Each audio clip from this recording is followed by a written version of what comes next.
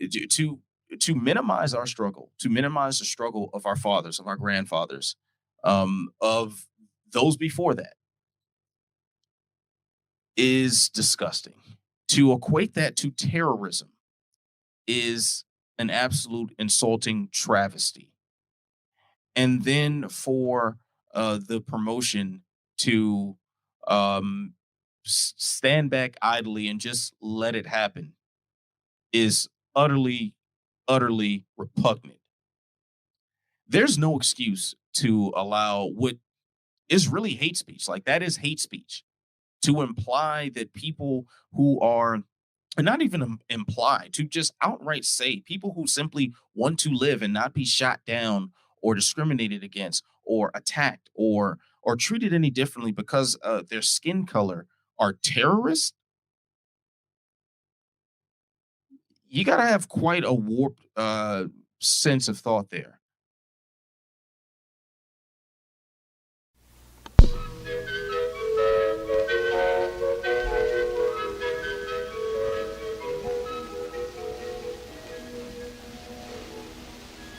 They say, are you telling me that I'm not my own man? I'll have you know that in 17 years with this paper, I always say what I like.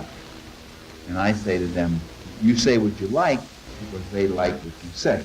And you have no sensation of a restraint on your freedom. I mean, you don't know you're wearing a leash if you sit by the peg all day.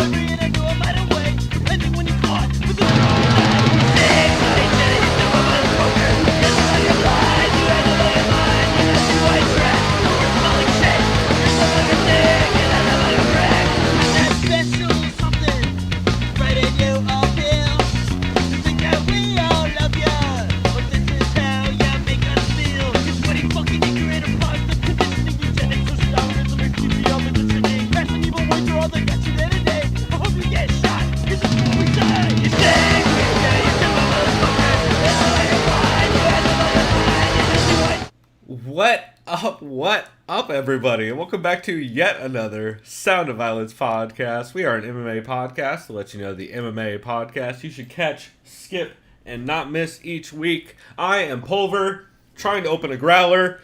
Well, I'm sweaty as shit in this room, and I'm here with my co-host, Chris Madaffer. How goes it, man? Not sweating yet, but be pretty soon. That's what's up. Well, we will get to our intro here in a minute because it is not of the norm this week. But before we get to that, I did want to open up with Chris, why don't you start us off with the Papa Vodka presents, Doug Stanhope presents, our sponsors. And I'm really glad to be doing that this week because I'm much happier that I did not choose to go to a brewery this week, which means I should make it through the episode without sounding like I might fall through the screen. By the end of last week's episode, it was sounding pretty rough. So no breweries ahead of time this week, and I think it might be in our favor. So here is the brewery. Oh, hell yeah. And here... You might want to say it out loud. Modern Times. Oh, shit. Is that a collab with, it starts with the W, and I can, some Brewery West? This is not a collab. Really? This is what is just described as a hazy IPA. Interesting. This beer is vegan. Huh. What's that? Does it have a name on it? Yeah, Elara. Oh, nice. Lara, if I'm saying it right. They've been going really hard on the hazies lately. I've not had one in a bit. I'm not the biggest fan of hazies. I like a good hazy, but when it comes to hazies, I feel most of them taste the same. And a lot of real, if you like somewhere between grapefruit juice and orange juice, it probably tastes somewhere in that range. So I remember the last one I talked about. I think my favorite hazy of the year was that Chasing Galaxy from Resident.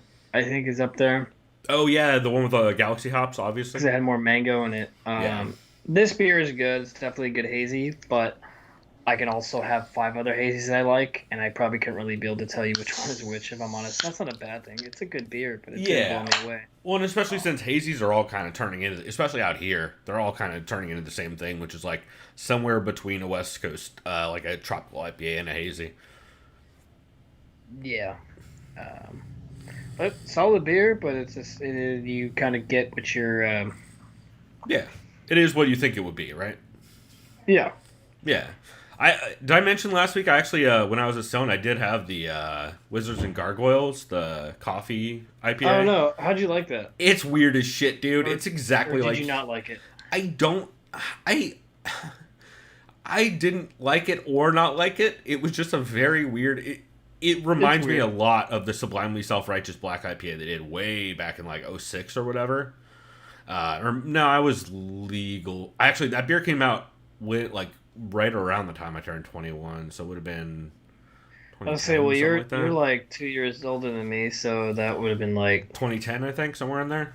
yeah, 2010. Yeah. So, but yeah, it very much reminds me of that. Where I mean, it's just so just like such contrasting flavors that it's you have to really be in the mood for it. And I only wanted about 10 ounces of it. But then again, it's cool that it exists. But yeah, definitely an interesting one. But let me see. So I guess I should get into my beer this week. Despite my growler from the Big Bear Mountain Brewery, it is not from the Big Bear Mountain Brewery. Actually, if you read the tape on the top, this is actually from Balboa Tap House, and this is Nickel Beer Company's apple nice. pie beer that they came out with. So, excuse me, I was just at Tap House maybe like 3 days ago, and I wanted to try that. I did not. Well, So let me know how it is. I definitely will. First off, crystal fucking clear. Let me set this down and I'll show you guys. Crystal goddamn clear. That is one thing that New England, or not New England, that's a totally different brewery. That's one thing that Nickel Beer does really well is they do a lot of like good clean beers. Like one of their favorites that I had was they did a jalapeno. I want to say it was a lager, but it was That's light, pretty much whatever it was. what you pair It was either, jalapenos with. yeah, and I just didn't know if they actually lagered it or if it was like a golden ale or some like, kind of like nearby variation. I don't remember off the top of my head. But I remember it being delicious last time I had it. And then this. Oh, dude. This is delicious. Okay, so don't think. Wow, that's kind of crazy. Okay, so don't at all think sweet. Think like fresh apple with like that little bit of bready taste you'll get at the back end of like a kind of like a German lager, or not even a German lager, but like most German most German beers have a little bit of a bready taste on the end of them, especially the ones that aren't actually not lagers, but the other ones. Even just like a European kind of ale in general, it has kind of that kind of bready aftertaste. Man, that's really interesting. I thought it was going to be way too sweet for me. It's not sweet at all. Like there's IPAs that are sweeter than this. So, wow, I'm kind of blown away. That's pretty crazy. Nice. That's something I'll have to keep my eye on. Yeah, it's not like a spice bomb either. It's very subtle. It's like it actually just tastes kind of like beer with a fresh apple taste, and then like just a touch of like some kind of like spices in the very far background. But it's fucking awesome. I guess I'm gonna drink the shit out of this during this show, so that's cool.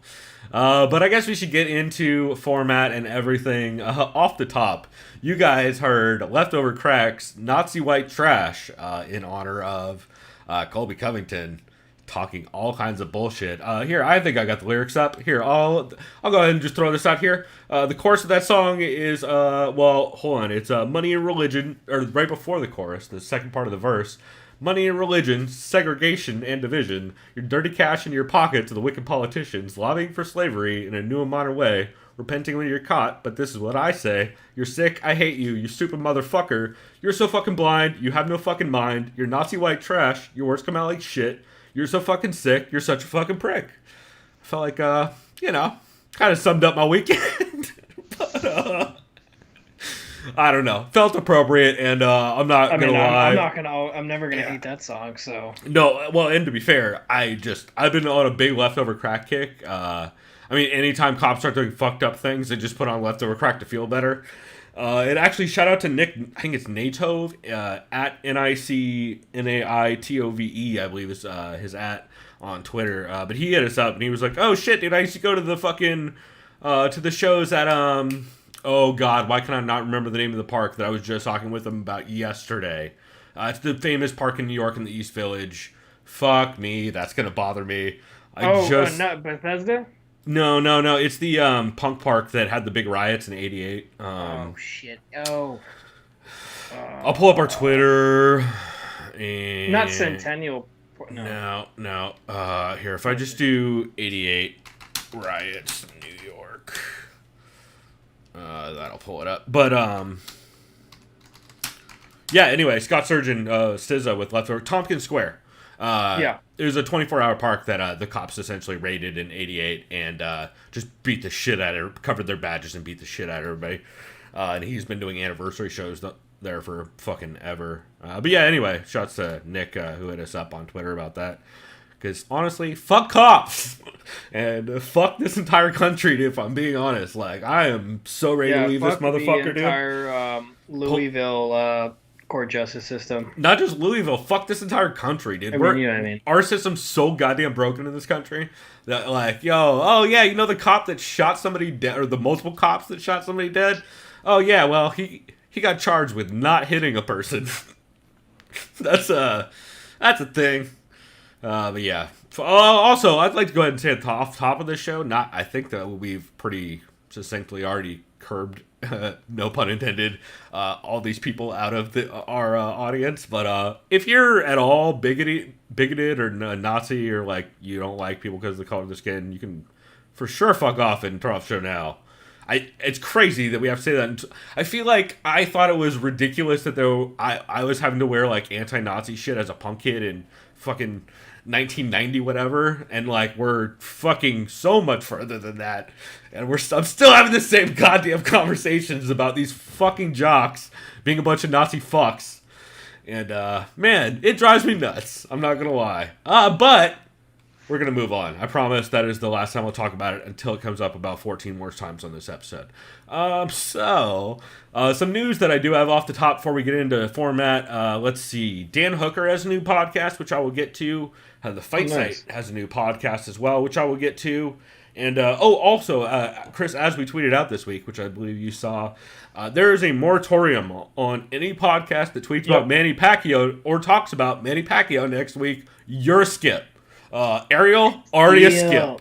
So I don't have to listen to Ariel's show. All I have to do is look at his goddamn output from this weekend. I saw that, and he's like, I told you guys. It's like, dude, be quiet. Yeah, he told us, except for, well, not really. And then also, he didn't tell us Conor tried to fight Diego Sanchez. And then also, Manny Pacquiao, the news of this is coming from Audiatar, who is... Audiatar thinks he's the current manager of Manny Pacquiao. Manny Pacquiao does not think Audiatar is the current manager of Manny Pacquiao. So, it's fucking... I'll say this.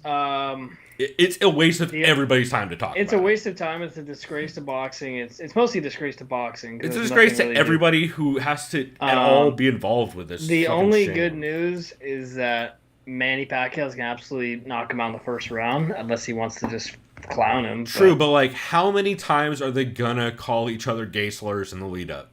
Because Manny Pacquiao, definitely known for being super woke and not at all a giant fucking racist bigot. And he hates gay people, and he like has tried to jail a lot of people, and uber Catholic ignorance. And also he's uber Catholic, post fucking a lot of strippers and getting in a lot of trouble. Just to double down on that.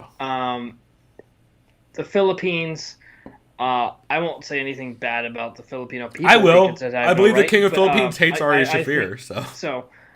My point is, I think it falls more on the Philippines government. Thailand. The government. Because their president is out of his fucking mind.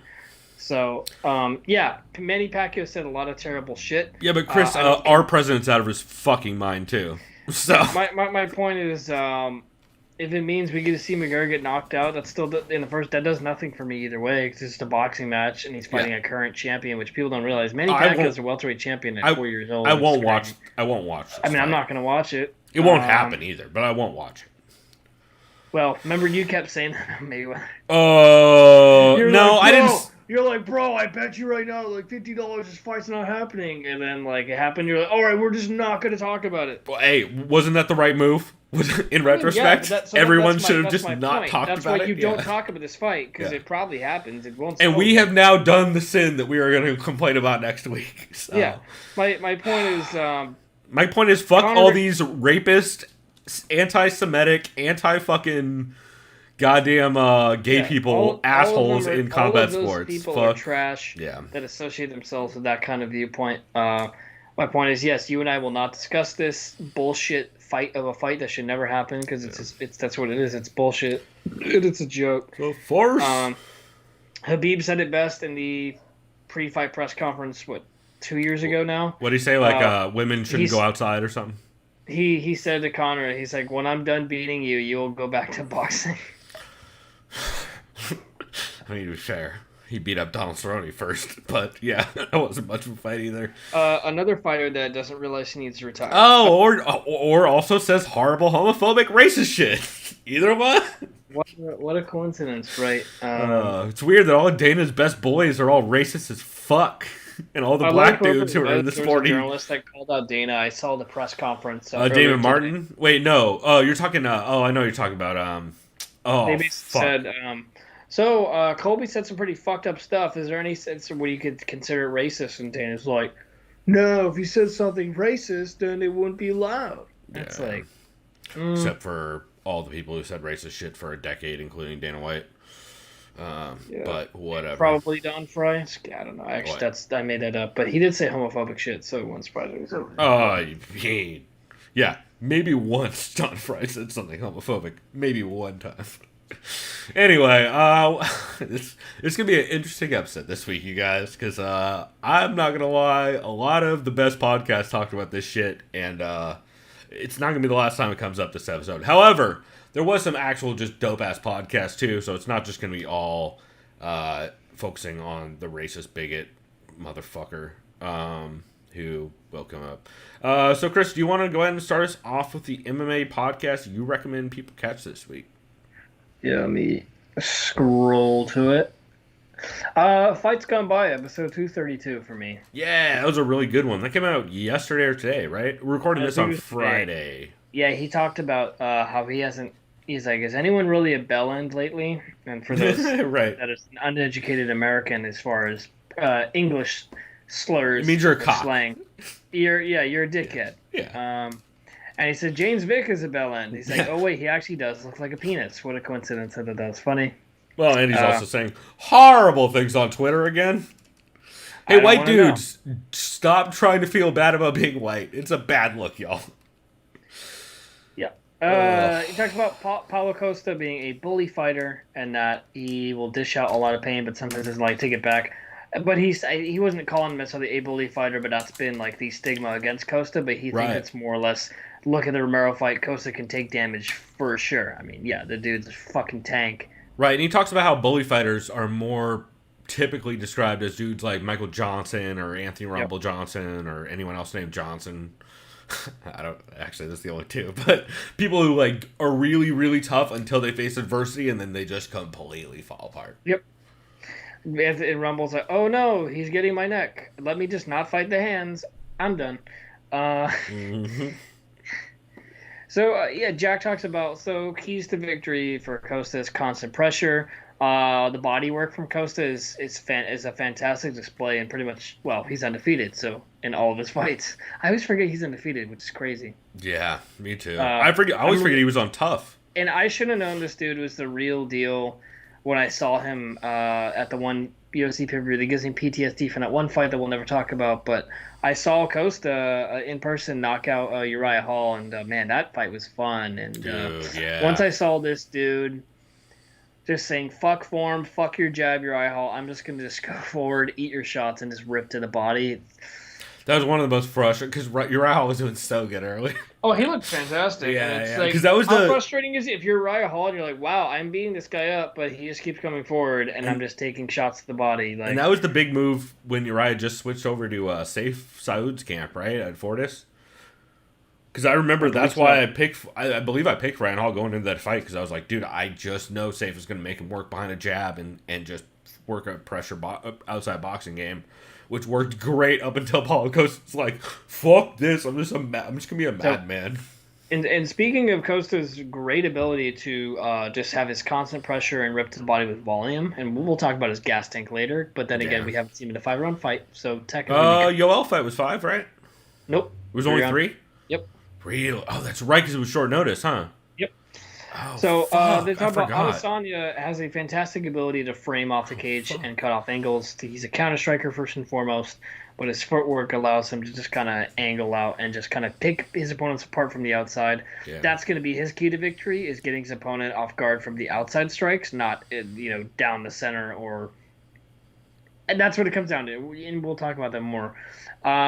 Jack also said, did you notice this fight is also incredibly gay? And no, I don't mean that in a derogatory term. There's lots of homoeroticism. I believe the phrase was, it's dope how attracted these guys are to themselves and to each other. Which is fucking the best. I love me some Jack Slack for exactly that kind of shit. And to be fair, Izzy is just playing into it. If you've been watching his Instagram timeline, he's playing into it so hard. Where he's just like, he's hanging out with some super smoke show, and then he also is tweeting about like, oh yo, but my boyfriends don't get too jealous. Shit like that, just completely playing into it. Yeah, I love shit like that. I think that's great. Yeah, it's so good. Diego Sanchez is a name people will still tune into for, oddly enough, according to Jack.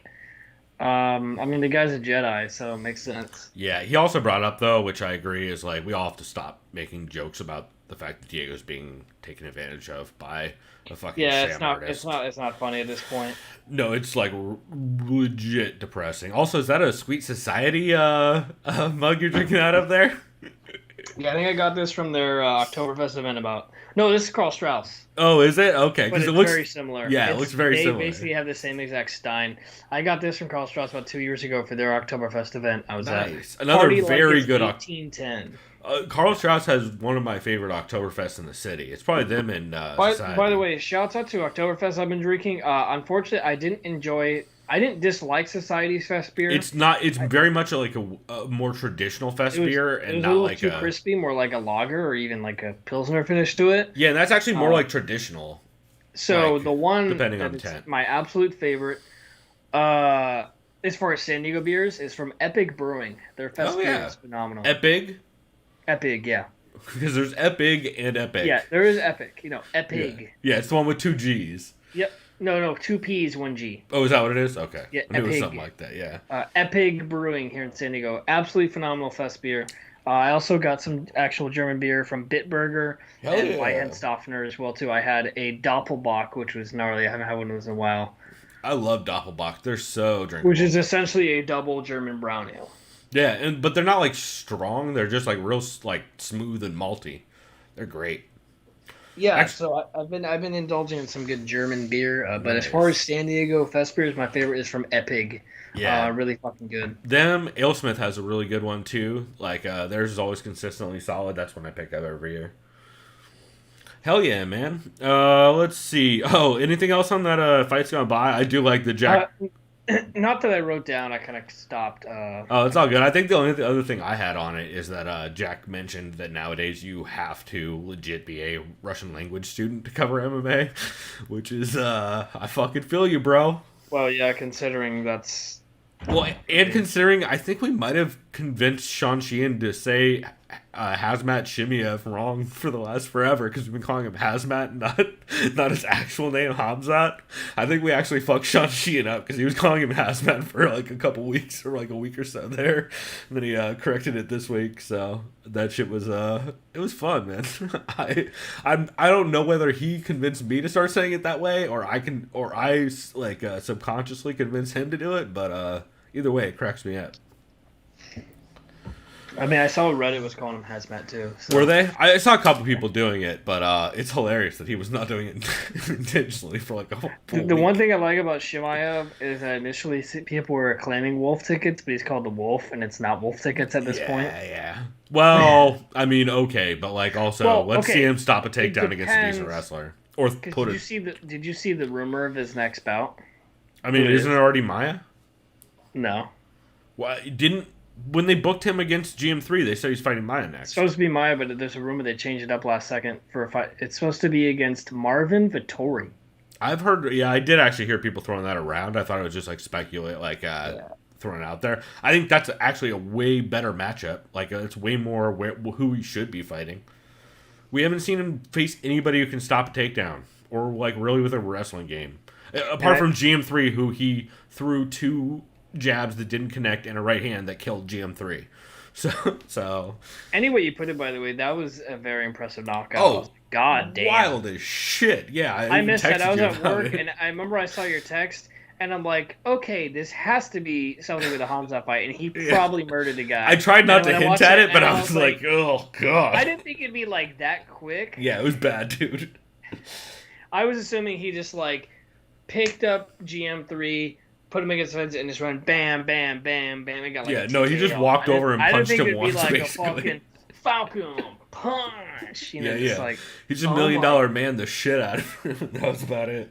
Yeah, that's probably... I mean, that's one of the most impressive knockouts you can just see in any fight. I mean, in general. So, it was clean as shit. Good on Hamza Chimaev. I am hyped on that guy. I think he's fun to watch.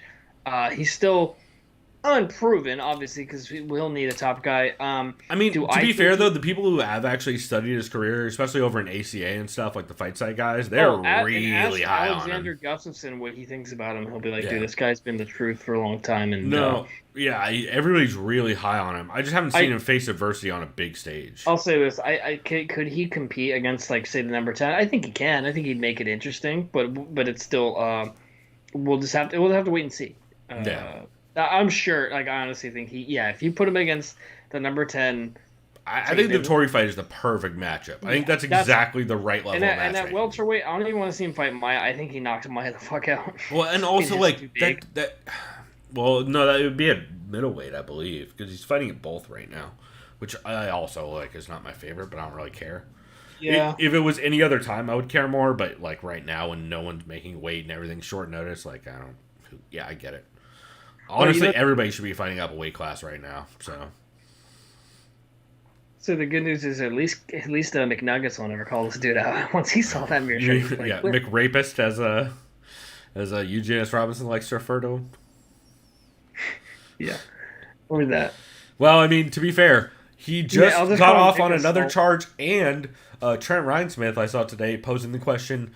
Wait, did you say another charge, or was it? Well, yeah, it was the one when he was in France or whatever. Well, no, I saw that. That was like 2 weeks ago. 3 weeks ago. And then also, Trent Reinsmith asked the question today, hey, every time Conor McGregor gets in trouble right beforehand, he talks about fighting. So what's wrong right now? You're like, oh, God. You know what? That's kind of a good point. There might be an arrest coming up this week, in the next week. That, or he's very jealous that he's not getting attention for UFC 253. One of the two. Yeah, and but my coworker Jack, who I love talking to about boxing. Oh, Jack, the biggest Conor McGregor stan. Yeah, not anymore. Like, he knows. He's like, dude, this guy's such a clown. He finally caught up. That was like 6 months ago. It also doesn't help that McGregor is allegedly fighting Pacquiao, and Jack is Filipino, so obviously he's going to want to murder McGregor. Yeah. He's gonna yell gay slurs at McGregor. Like, it's funny. He messaged me because I mean, I always tell him, like, yeah, in the United States, Irish and the Italians, they fucking hate each other, which that's more of like an East Coast thing. I could care less. Right. But I remember, I think I texted him, like, oh, I said the Mick Rapist is fighting Pac-Man. I said War Pacquiao or something like that. And he's like, yeah, I hope he knocks that Mick bastard out. And I just started coughing. Yeah. That's hilarious. Jesus. I love me some, like, barely on the fringes of MMA fan type dudes, because they say the wildest shit. Like, we have a couple buddies who follow MMA just enough to say, like, crazy shit about people. We're like, dude, you're not wrong, but also that's a crazy way to phrase that.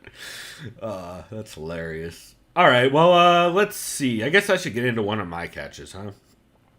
Yeah. You know what? The first one I'll get into is Shots Fired, episode 7. This is, of course, the show hosted by Mike, Chisonga, Kairos, and G. And it's a really good episode. It's a lot of discussion, of course, like most of my picks this week are going to be, around Colby Covington and kind of his statements. Full disclosure, also in the beginning, they did leave the background track running and they forgot to fade it out, which, dude, I fucking know exactly how that happens because it's really easy to forget to fade that intro track if you're not careful. But yeah, the one thing that they brought up, which I thought was interesting, is they're kind of slightly disappointed in Tyron, just like the gimmicky way he went about answering the questions at the press conference. Because, like, the argument they made is like, or I believe it was G specifically making this argument, is like, as a black dude, you have to, like, you're gonna get more shit than a white athlete. And so you can't do, like, gimmicky, attention-grabbing shit like Colby Covington does, because it doesn't actually propel your cause or propel your statements. All it kind of does is give people fodder to shit on it. Exactly. And I thought that was a really interesting point, because while I did really, like, I totally get what Tyron was doing, and I that's probably honestly the way I probably would have gone about it if I would have been in that situation, because I'm that kind of obstinate motherfucker who, like, if I don't want to... Plus, I'm sure he didn't want to answer fight questions that week, too. Like, it was, let's be honest, like, it was going to be the same questions everyone had coming into the fight, which is the same answers everyone had going out of it. So, like, I don't know how much that plays into it, but I did find it really interesting that they had that discussion, because it's a discussion I haven't heard anyone have, really, in depth, on both sides of that, proverbial coin, or however you want to phrase it. But I did think that was interesting. And G also brought up the thing that, like, if you're Tyron and you're going to be out there saying this kind of shit, you need to publicly condone Mike Perry for his use of the N-word, since you gave him a hood pass. Like, you have to do that. You can't be doing both this shit. And I feel like that's another interesting point I hadn't heard anyone else bring up, Yeah, and that's something that needs to be said. I can't speak on behalf of we voice of absolutely African American culture or African descent. I obviously will never, speak on their behalf. But as an outside, but like we've spoke on how it needs to be addressed. Yeah, we've spoke on how the fuck is Mike Perry doing using the N-word that casually? Fucking idiot. Yeah. I don't care who you grew up around, or if most of your friends are black, or if that's part of your everyday life. You still shouldn't be saying that as a white man. Although arguably less stupid. racist than the shit Colby was saying, to be fair. Right. Which is a weird thing to say out loud, but if we're weighing bad things people do about race, that would be worse, in my opinion. I could be wrong, and also my opinion is, like, very irrelevant and very skewed to my own perception, right? But, like, it's all bad. Don't get me wrong; it's all horrible, and none of these idiots should be doing this bullshit. But yeah, man, it's so frustrating. They also talk about how frustrating it is to see Colby just be able to make racist-ass statements, and ESPN doesn't do shit. BT Sport, they even mentioned, Colby did an interview at one point with BT Sport that was kind of similar, and they didn't play that interview. But ESPN has no fucking problem. Yeah, because the British know better. Yeah. Well, it's also because the British handle racial tensions very differently than we do in America. Yeah. Where they do a different kind of pretending it doesn't exist. Which, yeah, it's, yeah, you know how it is? It's called other white people beat the fuck out of those racist white people. Oh, yeah, no. Well, and that's, shit, I grew up with Sharps. I had multiple friends I had a couple friends who were Sharps or Sharp affiliates, Skinheads Against Racial Prejudice, who, like, were skinheads that would go out and fight other skinheads at the punk shows every weekend. Like, they would fight the racist skinheads every weekend because racists would show up. I've been to one of those shows where I thought I was going to see that go down, but unfortunately there was a bunch of Nazis that are fresh out of prison, and they were way bigger than everyone, and luckily nothing bad happened. But it's like, well, that's just unfortunate. I've been to a lot of punk shows with a lot of, like, people play like this, like, racism doesn't exist shit. Like, I grew up going to punk shows where dudes are skinheads with fucking literally wearing red armbands and shit, and like or they saying, have on their back the black sun. or they're You know what I'm wearing talking about? right, or they all have red braces, or they're all wearing fucking yeah. It was a real ass thing where I grew up, and we grew up in San Diego for fuck's sake. Like I grew up like middle class San Diego, and this shit was I'm going to punk shows and where San Diego County has one of the biggest chapters of the Ku Klux Klan, and unfortunately, the Hells in all the United Angels States. and a bunch of fucking. I'm in Santee, home of the fucking Klan right now. That's what I'm saying. Actually, Yeah, it's technically, I important. think they all moved to Lakeside now, but they're real nearby. It's very very fucked. So Well, they need to waste all their fucking extra stuff at the casino and fucking Barona. So Right. it checks out for Lakeside. right. Well, and I guess I'm like I guess I should like clarify. I'm like so. I grew up in this shit. Like I grew up fucking wearing shirts with fucking anti-swastika images and fuck Nazi songs being played at shows and fucking having to fight people over calling my friends racist shit. Like that's how I grew up. So like it's very weird to me that like everybody plays this like, oh well, fucking it's not really racism. It's just like white people saying weird things about ethnicities. But it's like you're like, what? So I don't know. It doesn't make it weird if it's wrong. So Yeah, and also like Chris and I grew up in a pretty diverse group of dudes. Like even though we grew up with a lot of white dudes, I can name 3 racist white dudes I know. Maybe I can name more, but not ones I was ever like around consistently. yeah, I don't have any. Apart from my friends of mine dad, probably. That I would consider a friend But- that I would consider racist, so that's good. But I do know some people, whether it's through my work that don't work with me, fortunately, but say are regulars that are definitely racist. Yeah. And I remember I've just had to say, hey, I'm here to serve you beer. Don't. And I remember I told one guy to get mad. I was like, I don't want to hear your personal beliefs. I just told him it straight up. Yeah. And then now he shut the fuck up. So That's the other weird thing is their San Diego beer culture gets a little weird sometimes, and people don't like to talk about it. But there's a lot of bearded white dudes, and that range of bearded white dudes is pretty broad. But yeah.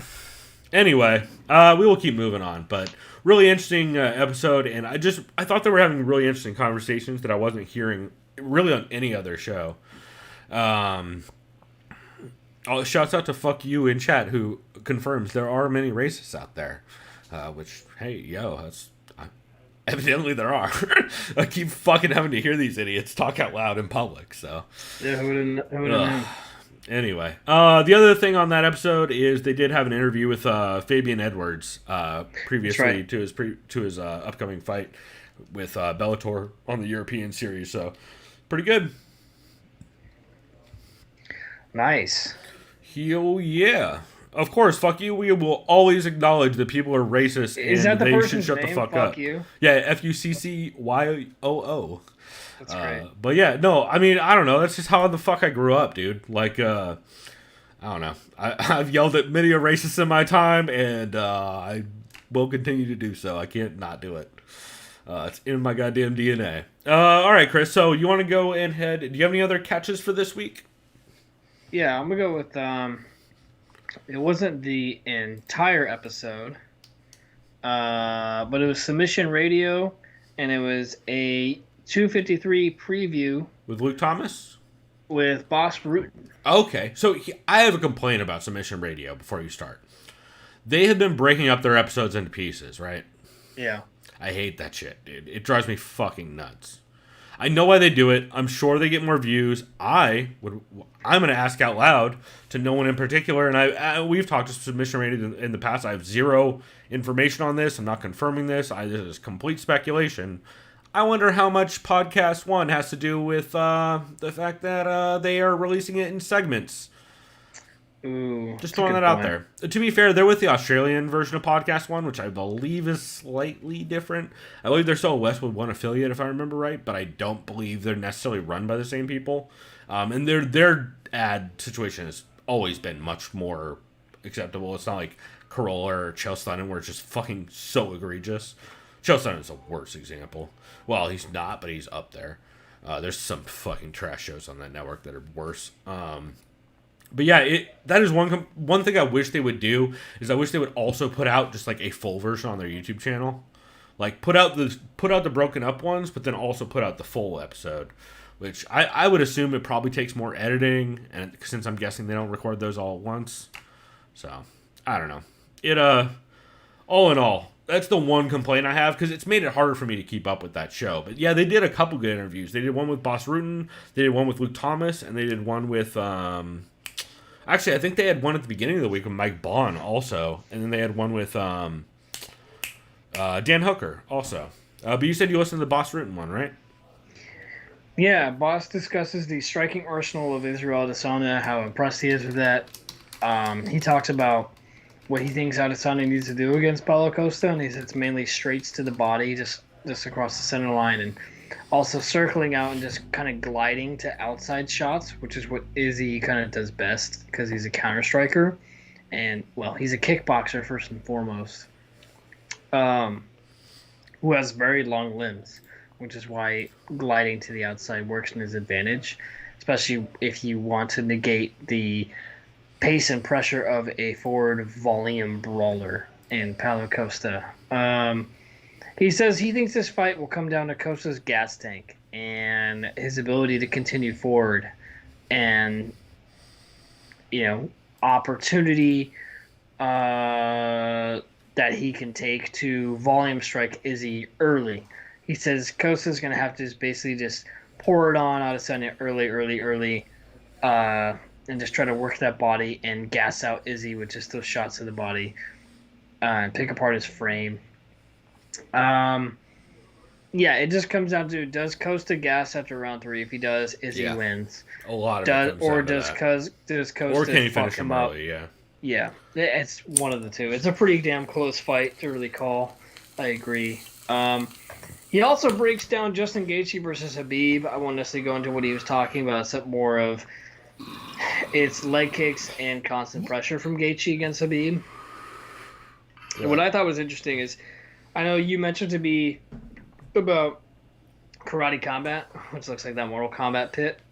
Oh yeah, Karate Combat is so With goofy, but I love it. Also, I'd like to also say that one of the big reasons I love Karate Combat is because of the episode that actually I think it was we don't really talk about this show anymore for a couple of reasons, but the MMA Roadshow, I believe, had an episode where they were on site for a invite only Karate Combat event where Ant Walker was drinking just cups of Jack Daniels straight, because it was open bar, so he just kept going to the open bar and getting cups of Jack Daniels, and evidently I think he crossed in front of one of the fighter walkouts getting it. It's a good episode. Sounds like you and I at that one CFFC event. Oh, where the Alliance dudes were buying us shots. Yeah, and I was already hammered off an E40. I walked into a sign outside of that place. That's I just how drunk remember I was. You already had pre-gamed a little too hard. Well, dude, I forgot how bad E40s are. They're like 14% 40 ounces. You can't really drink one of those and then go do a social thing. Yeah, no. Anyways, the reason why I mentioned Karate Combat is Boss Rutan he is on commentary again for Karate Combat. Yep. And I know some people hate this. I think it's hilarious. He is with former All-Pro running back of the Seattle Seahawks, Marshawn Lynch, who is, I think, hilarious. Doesn't he say fucked up things a lot? Not really. He's actually notoriously been or is he quiet just with the media. hilarious?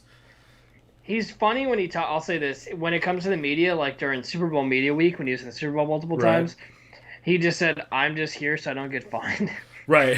I remember thinking that. I remember seeing enough clips of that dude being funny. I'm genuinely looking forward to this. I think it's going to be hilarious. And I'd much rather have someone like Marshawn Lynch on commentary than someone like Snoop Dogg, where you're just going to like hype up one person and just repeat the same thing over and over again.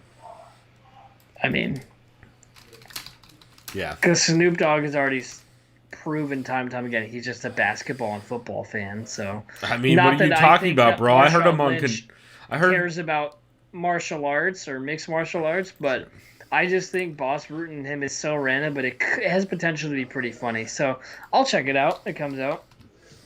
Sure. Yeah, it's probably on Fight Pass, right? It should be, yeah.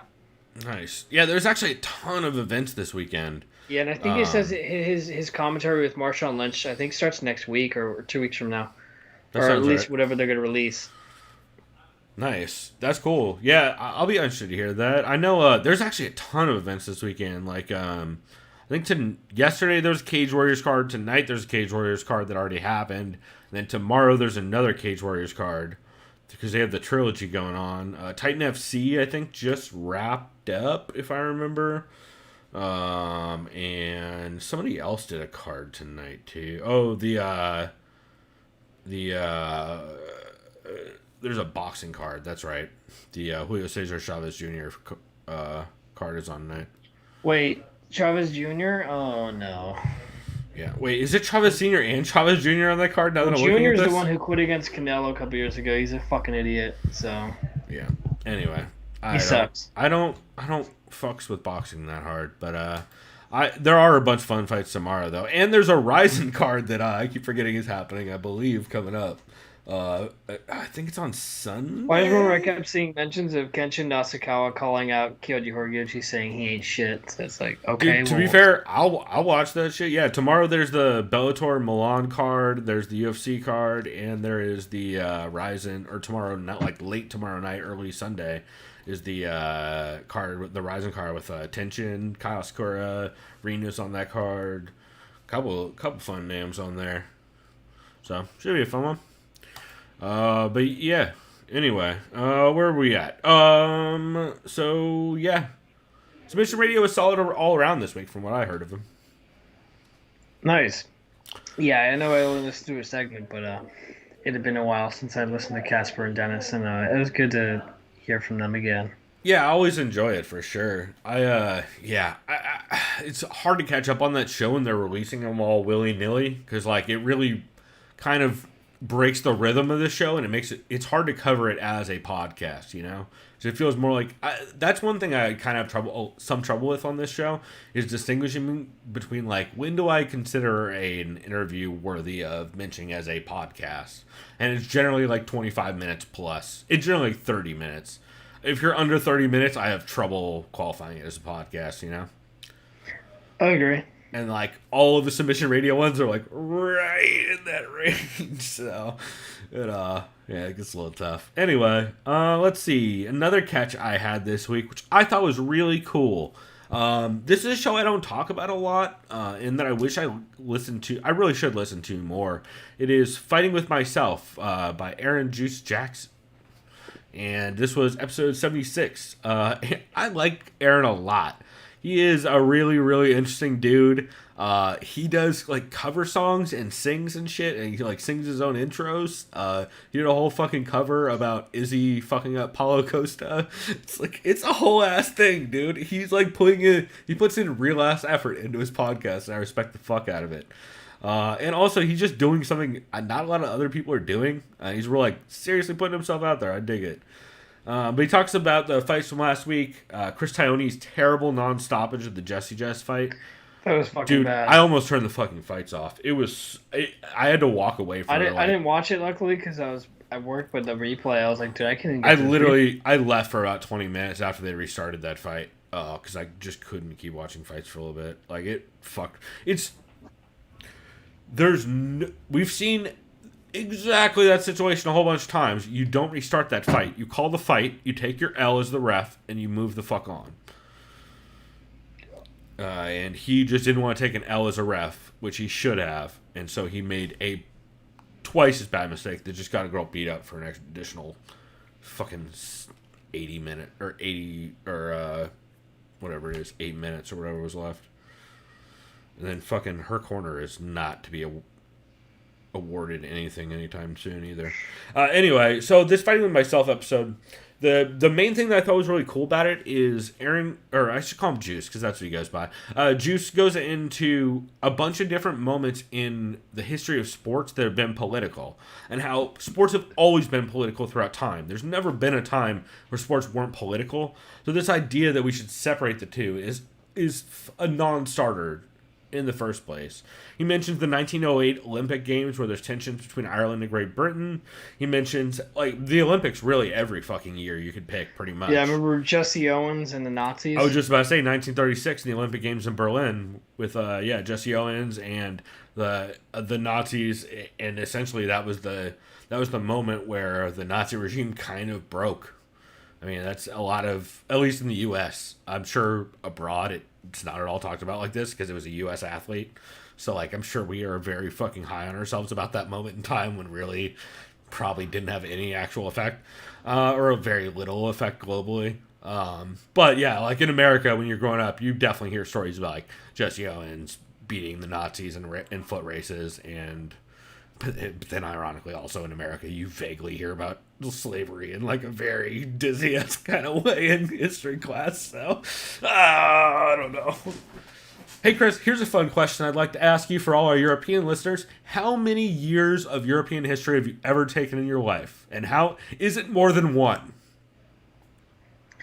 So as far as European history goes, the only European history that I've learned in school is something to do with Alexander the Great and him destroying and raping and pillaging people. Let's see. Yeah. The Italian Renaissance, just, right? About art. Napoleon. Napoleon. And World War II is probably about it. Ancient Rome, a little bit, not really though. Yeah. Let's see what else. World War II, kind of. You probably heard of a fiefdom at some point. Never heard. Yeah, not a lot. That's the real answer. Yeah, that's kind of my point. Is so I was in all advanced classes, and like I was like a fucking nerdy ass kid growing up and all that shit. I had one European history class my entire life, and it was an AP. It was an advanced placement class. So hey, if anyone's wondering why the U.S. only understands about U.S. history and about U.S. politics and only care about the U.S., that's kind of what we're taught. We're not really taught about other countries or shit, apart from unless they did something bad to us. So that's something I've been thinking about this week a lot. It's kind of weird. Anyway, let's see some other moments he brought up. Of course, Jack Johnson versus I almost said Jim Jeffries. I believe it's James Jeffries is the old boxer that was the Great White Hope back in the day. He was, yeah, it's James Jeffries. Yeah, I almost said Jim Jeffries. I'm like, that's a very different drunk Australian. That's not the point I'm trying to make. Of course, Ali refusing to go to Vietnam. And so politics have always been a part of sport. And it's silly to deny otherwise. Another really interesting and very strong statement Juice made in this is he said flat out, Colby is using his platform to speak about something he's passionate about, which is hate. Yep. And I was like, wow, I didn't hear anyone phrase it that way this week, but that is really also, kind of telling. I'll say as far as recent sports, and this, in my opinion, isn't political because it's not, but Colin Kaepernick. I would argue none of this shit is political. I'd argue it's a bunch of white racist Colin Kaepernick fucks, kneeling before the national anthem, which has nothing to do with the flag, has to do with he's kneeling for the black people dying for no reason. Black people dying against the police and police brutality and injustice against minorities. So that happened in 2016. And class inequality. Since the NFL is controlled by 99% white racist owners or just white ignorant owners. Let's go ahead and add the word rich in there, too. Rich, because we like to ignore class a lot in this country, but every other country gets it. If I were to ask you, out of the 32 NFL teams, how many are white owners? What would you guess? 32. 31. Oh, who lucked out? The Browns? The Jacksonville Jaguars, their owner is from Pakistan. To be fair, I just went with the super racist joke on that one. I was like, what's the owner worst? of the Jaguars is from the Middle East. I believe it's Pakistan. Oh, okay. Obviously. His last name is Khan. Okay. Yeah. He's a descendant of Jamie. Shad Khan is his name. He's the only minority owner of an NFL football team. It's a fucking embarrassment to the NFL, which makes the most money out of any sports organization, of anything in the United States. The NFL is king. They make the most money. I think more than boxing, just more than anything. So, what a fucking joke. We're the black owners. We're just more minority owners of a football team in general. It's a real fucking travesty. And yeah, Colin Kaepernick spoke his mind. They're like, well, he's never going to play again. That's not true. He's killing it on Madden right now, I've heard. You heard they added him to Madden, right? Oh, I have no idea. I think that's fantastic. Whoever Yeah, decided they that, no, they added him to I actually Madden, sincerely and applaud them. yeah, no, EA is a pretty cool move. They added Let me him. guess, they gave him like a finest card on Ultimate Team because I used to play Ultimate Team a No, lot. no. So I think they add probably that, but they also added him as an option to draft on, like to trade onto your team. Like Oh, I nice. believe on like career and stuff like that too. I believe. I'm not positive. That was like the brief fucking thing I read and heard That's about sick. on Giant Bomb. Because what's funny is I've been playing a lot of MLB The Show, and I Dude, will say yes, you play more Yeah. MLB The Show than anyone on the planet outside Right. of someone who earns So money luckily from for it. me, a regular at my work, won't say his name, I'll see, works for Sony San Diego. And I gave Hey, him a bunch of feedback, and I was just to be like, hey fair, they're man, not far from where you are. They're Sorrento Valley, I, right? I was telling him, hey man, I don't know why you guys decide to just give so much free content, but I just have to say bravo. I've been doing this and that, and I just have to say thank you. He's like, yeah, and I was like, fuck EA, by the way, and obviously he's not gonna agree with me because technically Right, but he can't, like gave you like one of those yeah, like, he was grins. like, yeah, fuck them, Yeah, yeah. But he was telling me that he says he's actually excited that they're expanding to Xbox and all the other systems. They next should. year. It's a great baseball game. And I It's a asked him fucking too, is it great going to be baseball still game. called Sony San Diego? He said, yeah. So Oh, basically, if you cool. load up your Xbox, it'll say Sony San Diego. Ah, nice.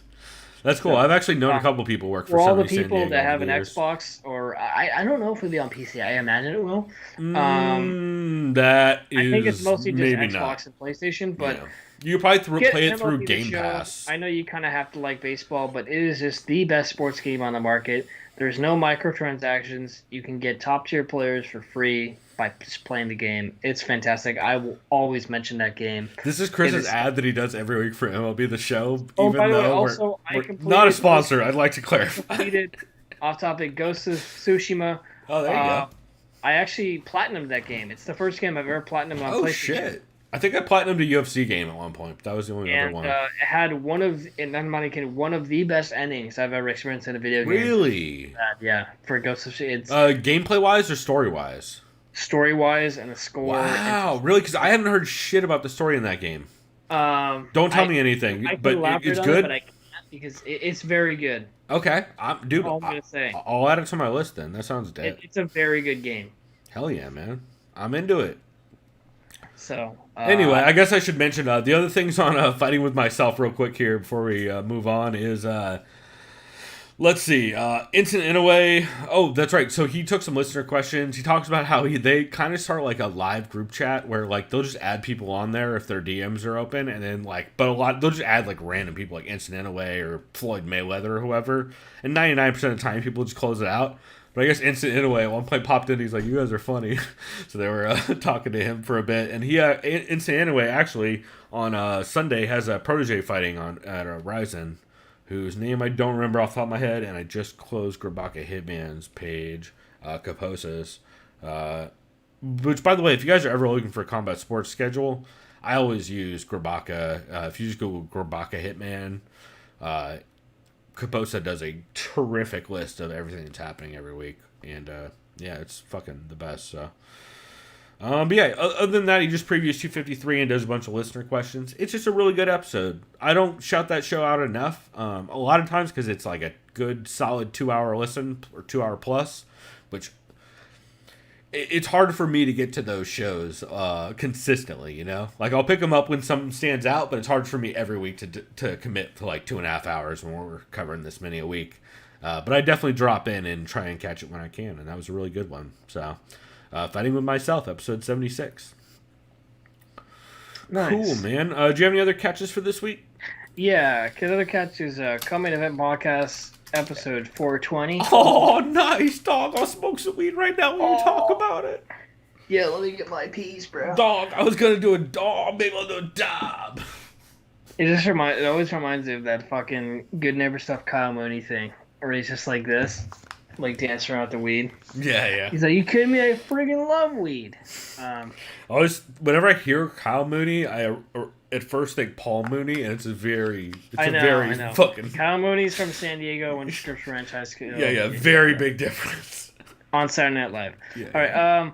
Chad was thinking about eating some gummies for this episode or smoking some grass, as he claimed. That's right. I'm surprised Ben didn't slip him a sweet, sweet weed peanut butter cup that he likes to rock. Yeah. They said Colby has gone from dog whistle racism, I think that's what they call it, to straight up in your face racism. Yep. The exact same notes written down. Why would Brandon Marcos think playing the jiu-jitsu game with Mackenzie? I'm not American. That's not true. No, they didn't say that. But why do you think grappling with Mackenzie Dern is a smart move? I don't know. You'd have to ask Brandon Marcos. They talk about Mackenzie Dern's accent he said British. It could be British mother. There are English accents that are when not you British say British, accents, right? that either means you're English, you're Welsh, or you're Northern Irish. Because I'm not going to say you're Scottish. I'm not going to offend everyone that is Scottish. I'm not going to do that. So, because in my opinion, if you're a Scot, you're not British. I see your point. That being said, Right. They said which fighters have had better success from specific avenues. Fighters from The Ultimate Fighter, the Contender Series, Looking for a Fight, or Bellator. There's loud noise and explosions behind me. I don't know if you can hear that. If not, we're good to go. You're good to go. Okay, cool.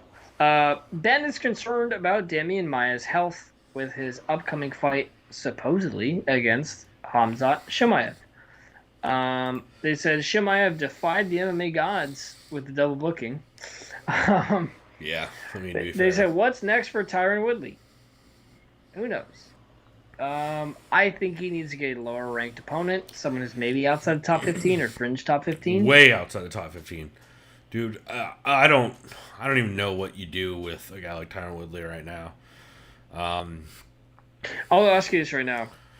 If Khamzat Chimaev were to fight Woodley, who do you think wins? Because I think I'm taking Chimaev. Yeah, I'm taking anybody who throws punches over Woodley at this point. Yeah. It's fucking sad, dude. I think he should retire. I know. He has way too many options. He has way too many options. You know how social media is successful?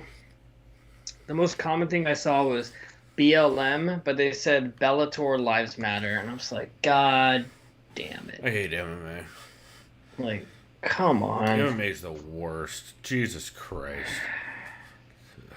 So they said, and I don't know if this is true, I misheard this. They said, did you realize Woodley landed 192 strikes against Covington? That's got to be a lie. There's no way that's right. No, because there's a round where Covington landed more strikes than Woodley did the entire fight. So I think it was Covington landed 192. That's got to be it.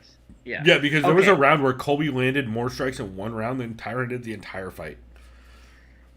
Okay, I'll say this. I did try to watch the fight. I really did. I caught the end of it. I caught the last two rounds, and I tried to watch it. I'm like, dude, I can't do this. I stopped after the third. I literally walked away and went and took a shot and made a drink, and then I came back, and Tyron was yelling about his rib. I just felt bad. Yeah, well, I mean, it was exactly what everybody knew was going to happen, and it sucks to watch. What's next for Woodley? I don't know. I mean, I think he should retire, but there's rumors about him having financial struggles, so you should keep fighting. I mean, if that's what you have to do. No, it's not. It depends on how many fights he has left on his contract. If he has 2 fights left on his contract, he should fight. If he doesn't, if he has like 6, then he needs to. I would like to see him I'd like to see him start up a podcast again at least, because I love that dude's podcast. And what better time than now for him to have a fucking voice in the community? You know, him and Dean Thomas had one of our favorite podcasts, Morning Wood with These Nuts. Been a long time. Shouldn't have left us. So don't rhyme to step test. Ben and Chad think Dana's protecting Colby by shitting he lets all of his fighters say what they want, which obviously isn't necessarily true. This week tweeted out, tell that shit to Leslie Smith, bro. Yeah. Fucking farcical. She got fired for saying what the fuck was happening. Yep. About Trent Reinsmith got lost coverage for saying that a fucking card didn't do well, which it didn't. He lost fucking access to the UFC for that shit. They said they don't think Colby. They said, when will it be enough of the racist stuff Colby says to where ESPN has to actually step in and censor him? They're way past it. They just don't give a fuck yet. It would have happened by now, honestly, at this point. No one cares about MMA. They don't think Colby warrants a title shot. Have him fight Leon. Yeah. I mean, yes, it's unfortunate that he's basically the second best welterweight in the world, and he's a racist moron. Yeah. No, but he is, but also, motherfucker needs to fight. He didn't earn another title shot off of that win over I don't think so either. Tyron. It wasn't a great performance from him especially when Tyron kind of didn't do shit the entire fight, and Colby kind of played it safe the entire fight. Yeah. So, and then after that, they had under their "Are you fucking kidding me?" segment, Ryan Hall had some sort of Hitler quote where he basically said, that was a bad one. Bad people can be redeemed. I was like, okay, I don't want to listen to this bullshit. Yeah, if you listen to it, the point Ryan Hall was trying to make was we've I think even made a similar point on this show, which is like it does no good for everyone to be irredeemable forever, right? Like if somebody fucks up on some small thing, like for example, if an MMA reporter signs a fucking thing he shouldn't have signed because he got pressured into it by a boss. Let's say some wild whim. Let's say some MMA reporter during, I don't know, let's say something crazy like a pandemic. Some kind of wild situation where they go to a location during a pandemic. What kind of crazy thing would that be? And then like some never heard of it. Place they're covering is like, yo, you have to tell everything. We basically get to screen what you say, or else we're going to say you're in trouble. And then they reach out to their outlet, who they work for, who paid for them to go to that place. And then that outlet is like, hey, yeah, just sign it. And then the reporter then kind of has to either choose whether he wants his job or to sign the paper and kind of give up his credibility. Like, that would be a very bad situation to be in, but it would be unfair to permanently cast that shadow over that person forever. Especially if, after they were no longer with that outlet, they came out afterwards and were like, yeah, that was a really shitty situation and we should have never been put in it. Like, that's an example of when someone should be redeemed. That's a good example. Bad example of when someone should be redeemed is Hitler. That is not a good example, bro. And I get what he was trying to say, but bad example. I'll give him the benefit of the doubt. He's just a moron for how he phrased that. Well, and it wasn't, he just, like, he got ahead of himself, and then he even backpedaled a couple times during it. But, like, yeah, it was just the wrong example to pull. Then again, I'd also like to say, though, podcasting is hard, man. And, like, pulling the right example at the right time and not tripping over your words is, like, hard enough on its own. As a dude who says every fucking 3 seconds. Shit's not easy, guys. So, you know, intention means something and statements afterwards mean something is all I'll say on shit like that, right? Because we all know what he meant, right? Like, we all didn't think he was saying Hitler's kind of okay sometimes, guys. Maybe. No, he meant that. Yeah. Then they say Cowboy needs to retire at some point. They said Stock Coker and Bare Knuckle Fighting Club, or whatever the fuck they're called, are licking their chops trying to get through the same door, Three Stooges style. I was like, yeah, that's all the same bullshit. Yeah. Also, shouts out to Frank Mir, who signed a BKFC. Whatever, good luck to him. That's all I guess about that. I know I do Can't wait to see him fight Paige Van Zandt soon. I have some Patreon stuff that I've never listened to before until now, which is cool. Hell yeah! Why don't you want to do that as in the new show segment for you? Yeah, because I do have another news show that's not Patreon, but I'll. Yeah, we'll get to those just because I want to hear like what you have to say about Patreon in general because you haven't used it before, right? I like it. Yeah, I like the app. It's easy to use. It works really good, right? It's all super simple and straightforward. Yeah, even Sean Sheehan sent me a personal message. He's like, really? "Hey, thanks for signing up." He's like, "Sound of Violence for Life." I was like, "Hey, man, thank you for the good content. Appreciate it." So. Shawnee Podcast is a great guy. Oh yeah, and that. To be fair, if his coverage was shit, we would say his coverage is shit and he's a great guy. But he's also been putting out really good content, so it makes it much easier for us. So the first thing, continuing on this co-main event stuff, I just listened to I guess it was from yesterday. Today's what, the 24th? It was their live chat. Well, actually, before we get into that stuff, do you want to get into the skipping can't miss and then we'll get to the new stuff? Yeah. So I don't have a... So I don't have a skip this week other than like, let's just say... I mean, we all know what the skips are this week. I didn't listen to anything. Oh, I'm a dumbass. God damn it. Huh. Do you have a skip? No, my can't miss already said. That's hilarious. Which one was it? The co-main. 420. Well, then there we go. We'll bump that up to can't miss status then, right now. Boom. By the way, that was can't miss. It was a really good episode. I liked it, yeah. Well, you know what? When we get to can't miss, you can talk about some of the other co-main stuff you heard. Yeah, I don't have a skip this week either. I there was stuff I could have listened to if I wanted to skip it, but I chose not to. Mostly, I think I'm reserving all my skips for next week for when we talk about all these fucking podcasts who bring up Conor McGregor. Because I'm telling you right now, I'm going to listen to every one of these fucking podcasts that have Conor versus Pacquiao in the name.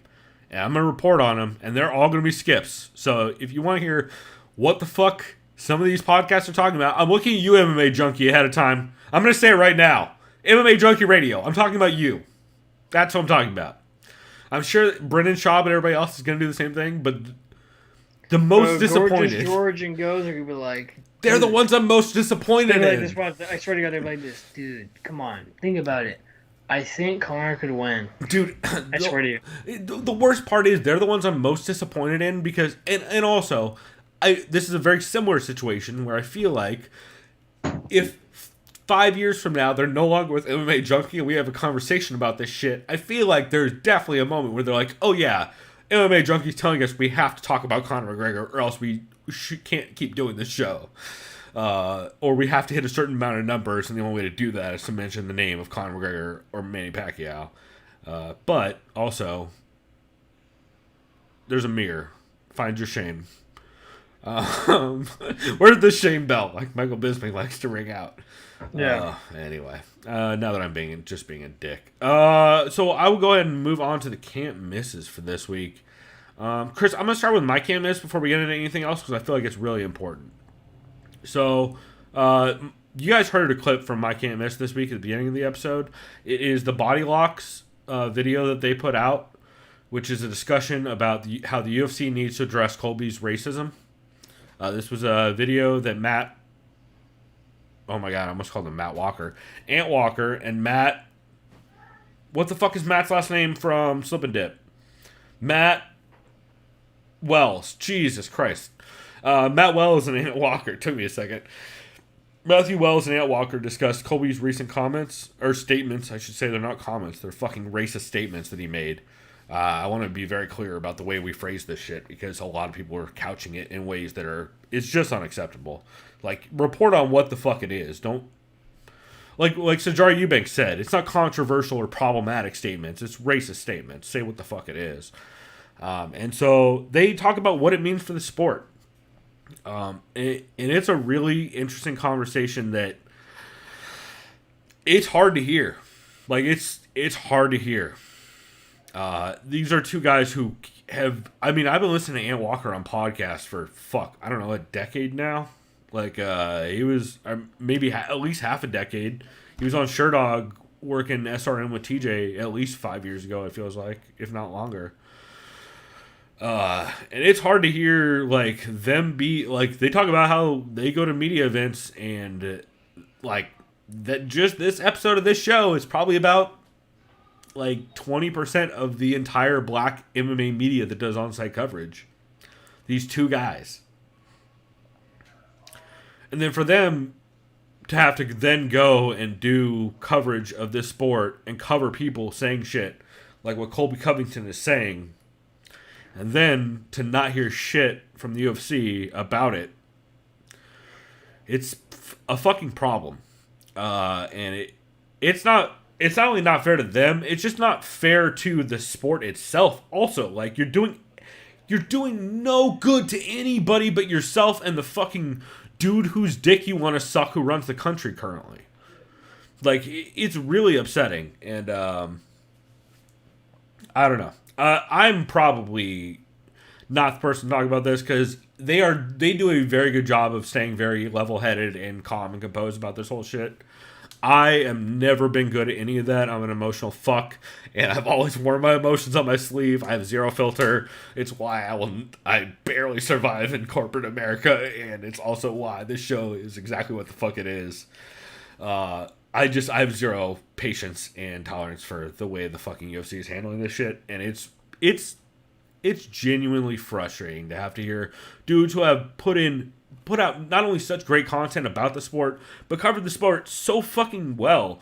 And then for them to just be like, honestly, fuck this sport. Like, they even say at certain points, they're like, at a certain point, if the sport doesn't want me here, I won't fucking be here. Like, there's moments where Matt Wells in this sounds like he is maybe not going to be around the sport a lot more.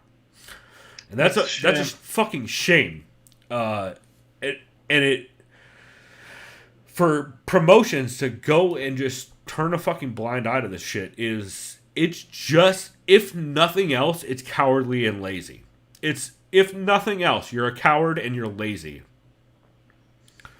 Because that is the best excuse, is that you're a coward. That's the best excuse. There's no reason, as you guys heard in the intro, Colby Covington is calling people who are fighting for equality terrorists. It's not fucking, it's very, very simple. This is shit that was used in fucking World War I, World War II. Like, study any history of racism ever, and these are pretty typical tropes. And it is extremely upsetting to see major figures in the sport, or entire entities, or entire broadcast corporations owned by fucking Disney, to just not say shit.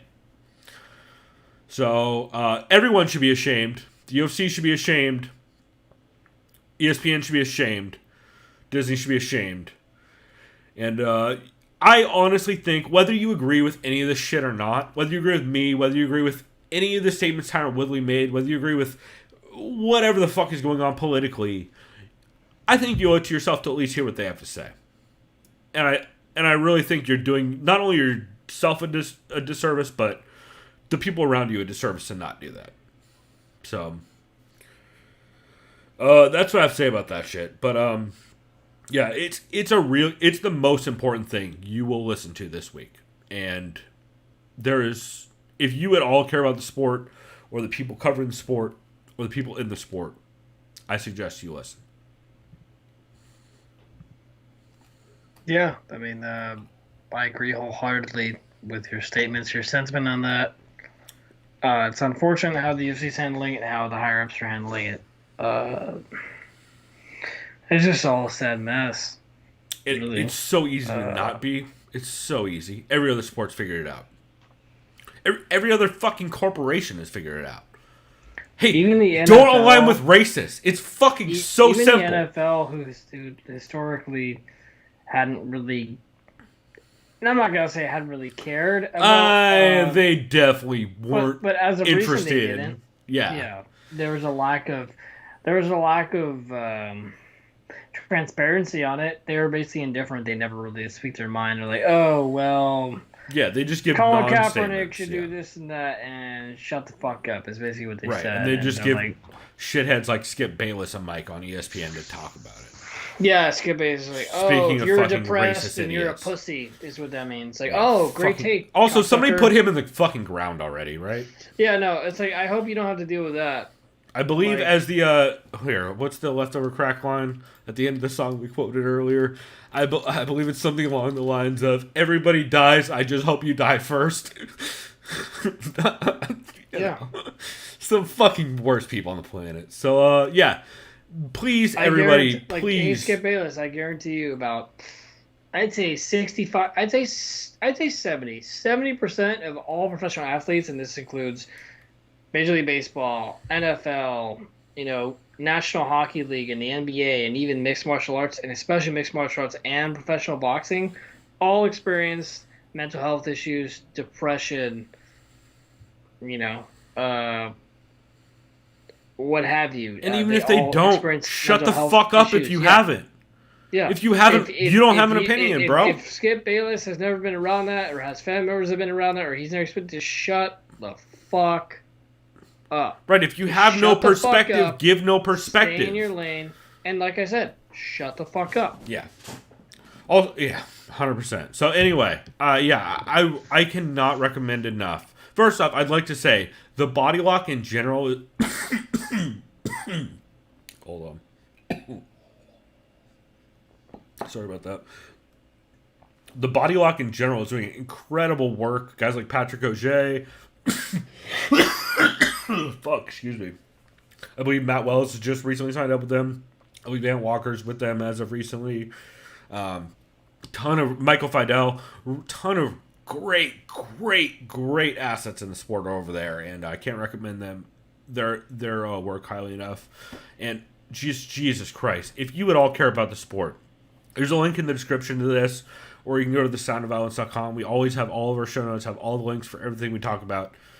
We'll also tweet this out after the show. Please go listen to this show. It's really important if you at all care about anyone in the sport. All right. Well, I'll step down off my fucking ghetto. I was gonna say ghetto ass soapbox, but that's super inappropriate. I don't know why I went with that phrase.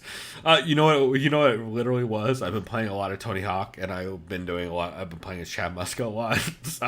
Literally, it's a Ghetto Box reference. Yeah. It's literally a Ghetto Box 5.0 reference, but it's a... So were you playing the new one? Yeah, though Tony Hawk 1.1.5. You mentioned that. It's fucking cool, right? And I remember I apologize for last week. I was very tired and drunk. Oh, I was also very tired and drunk.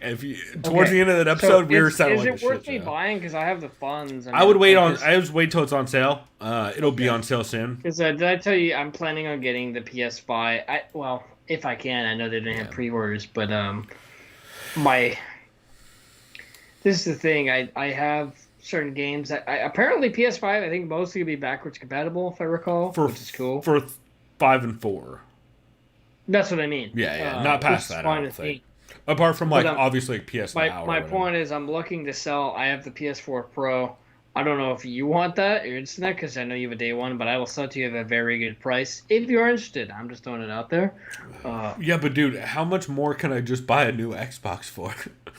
Yeah, or new PlayStation. Because the new PlayStation and Xbox are like $300. PlayStation or Xbox is $3. PlayStation's $5. So no. So remember. The new PlayStation 4. With disc, PS5. With disc is $5, without is $4. Yeah. Yeah, and then Xbox is $3. One Xbox is just $3, but that's a 1440, so that's literally their equivalent of the PS4 Pro. Yeah, but also nobody has a 4K TV. That's not true. Okay, I don't have a 4K TV. I don't even have a 1440 TV. I have a 4K monitor, but that's because I spent some bank like a year ago. Yeah. Never mind. I'm on your old monitor, remember? That's 4K monitor. Remember that? Is it? Have a 4K. Yeah. I do have a 4K. Okay. Well, I should bump up the resolution on this thing. It's just there's no HDR. But then again, you really have HDR. No. But no, that Samsung monitor, that is a fucking 4K. Really? Monitor. I should really change the resolution on this thing. I'm gonna say this right now. I've literally been using it in 1080 the whole time. Go on your computer. I'm not mean a dick. Just go to YouTube. Just type in 4K animals or some shit. I guarantee you'll be like, dude, what? Well, no, I need to change the resolution because I have it set up as 1080 right now. I'm telling you right now, that is a 4K monitor. That's hilarious. Not even kidding you. That's why I gave it to you. All right. Well, I will have to do that. Good news, guys. I got a 4K monitor during this show that I've had for the last couple years. Anyway, yeah, the Body Lock episode it's so fucking good. Please go listen to it. Chris, you said you had the CME as a can't miss. Did you have any others? Yeah, let's see. As far as can't miss, most of this stuff. I mean, I have some Patreon stuff I want to mention. Most of the stuff is mentions. And okay, we'll get to that in a second then, because I have one other quick one for can't miss. Which is Show Money, episode 36. I've talked about Show Money a lot in the past. This is the show on Bloody Elbow, hosted by John Nash, Jason Cruz, and Paul Gift. And this is we're so close to getting another Triple Henny episode. I appreciate Paul Gift every single time, trying to bait Jason into a Triple Henny bet. I'm here for it every week, and I can't wait. It is Triple Henny season after all. So of course, this is the show that talks about the business of MMA. They are mostly in-depth covering or at least currently, a lot of the shows are revolving around the antitrust lawsuit, which there was big news in this week. And this is a perfect entry point. I recommend anybody who is all interested in learning about kind of the current situation for this antitrust lawsuit. So a bunch of fighters are suing the UFC for essentially lost wages as a result of them paying them unfairly due to the revenue split. Kind of in there's a very broad way to explain it, and you should not be listening to me to explain these kinds of things. But this is a great entry point to kind of understand where they're currently at and potential things that could happen in the immediate future and then further down the road. So this is a much more top level episode. They're not going to be getting deep into regression models. You're not going to have to hear about Singer's fucking regression models and how he's using... I mean, you will hear a little bit about how he's using, wage share instead of... what's the other one? It's here in my notes somewhere, but digging through notes is hard while talking. Wage share instead of wage levels, which is currently the way regression models work.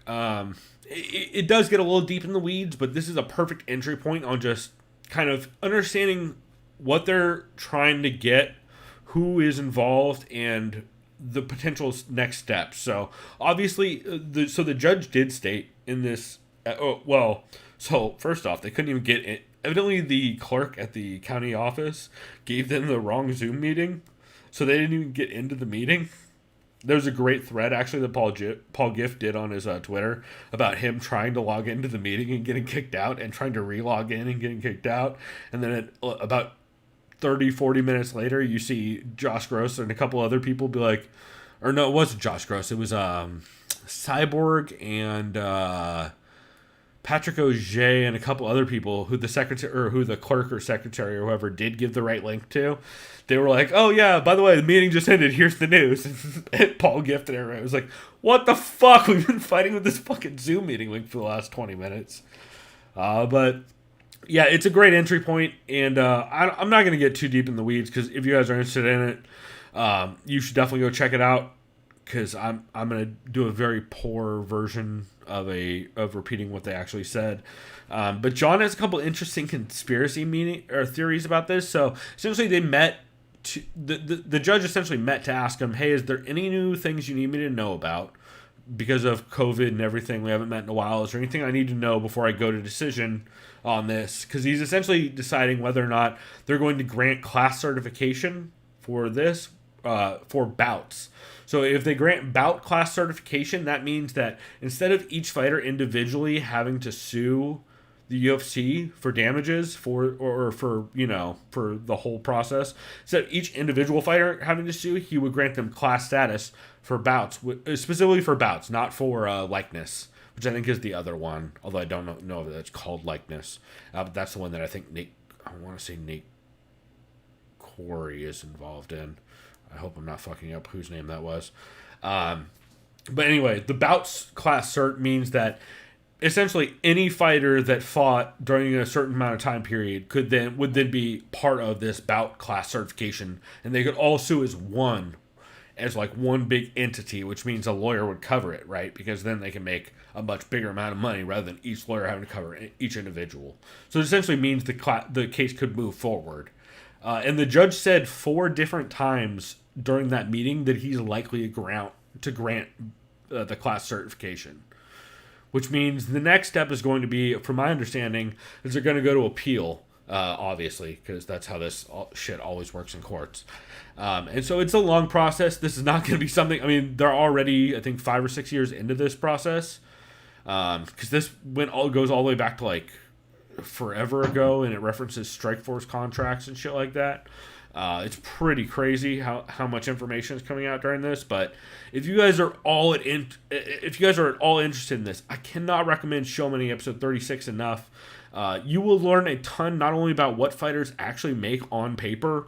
They're like this. John Nash is the dude who's and Paul Gift and Jason Cruz are the guys who are releasing this information. Specifically, John is the one doing a lot of the analytics on the numbers, but he's putting out, like, you'll see a lot of times the 16 to 20% wage share thrown out there on Twitter. That comes from John Nash, and that comes from court documents that came out in this suit from Zuffa. Like, it's from the UFC that's what they're paying. And I think a lot of people don't realize how important that is, not only to what it means for just how pay works in the sport, but also how big an effect this could have. I mean, essentially, if the fighters do actually win this, and say they don't settle and it does go to litigation, you could potentially see a world where fighters are like people can't have more than a year-long contract with a fighter, which would completely change the sport. Like, imagine if every year the UFC had to re-sign a fighter. That would completely change the sport. And there's a lot of like much less drastic changes that could very likely happen as a result of this kind of thing. So it's a really big deal, and it's something people should definitely pay attention to. But yeah, some other things they bring up the Golden Boy lawsuit with Canelo and DAZN, and kind of the inner workings of that. They also mention one thing they're curious about. One of John Nash's kind of conspiracy theories about the Zuffa lawsuit is the judge seems to kind of be indicating that he's going to take a little bit of time to, like, it's weird that he wouldn't just announce a verdict on this right now, or announce a statement or a certification on this right now. And he wants to give it a little bit more time. And part of that, John wonders, is whether or not he's waiting to see if the president turns over. Because since this is an antitrust lawsuit, number one, the judge who's overseeing this, I forget his name. I forget his name off the top of my head. But he is an Obama appointee, and he is. And then it leads John Nash's question whether he's trying to delay it until after the election, since Trump appointees have notoriously, especially the guy who currently runs the antitrust division for the Department of Justice, he happens to be a former lobbyist for Zuffa. So, politics and sports are not divided, people, is my point. And they never were, they never will be. The fucking Fertittas lobbied against the culinary union in New York. And they also refuse to have unions of their own. And they also fired Leslie Smith. And this whole sport is a fucking trash fire that, oh man. One day, this sport is going to have some crazy stories come out about it. And we are still in the ages where people are still writing those. So I don't know, man. Really good episode, though. And I'm not even touching on half the... They also talked about Bellator going to a CBS Sports, too. I'm barely touching on half the stuff they talked about. And it's all way over my head. But this is a great entry point if you're trying to learn about it. I mean, it sounds fantastic. I know those guys do their homework.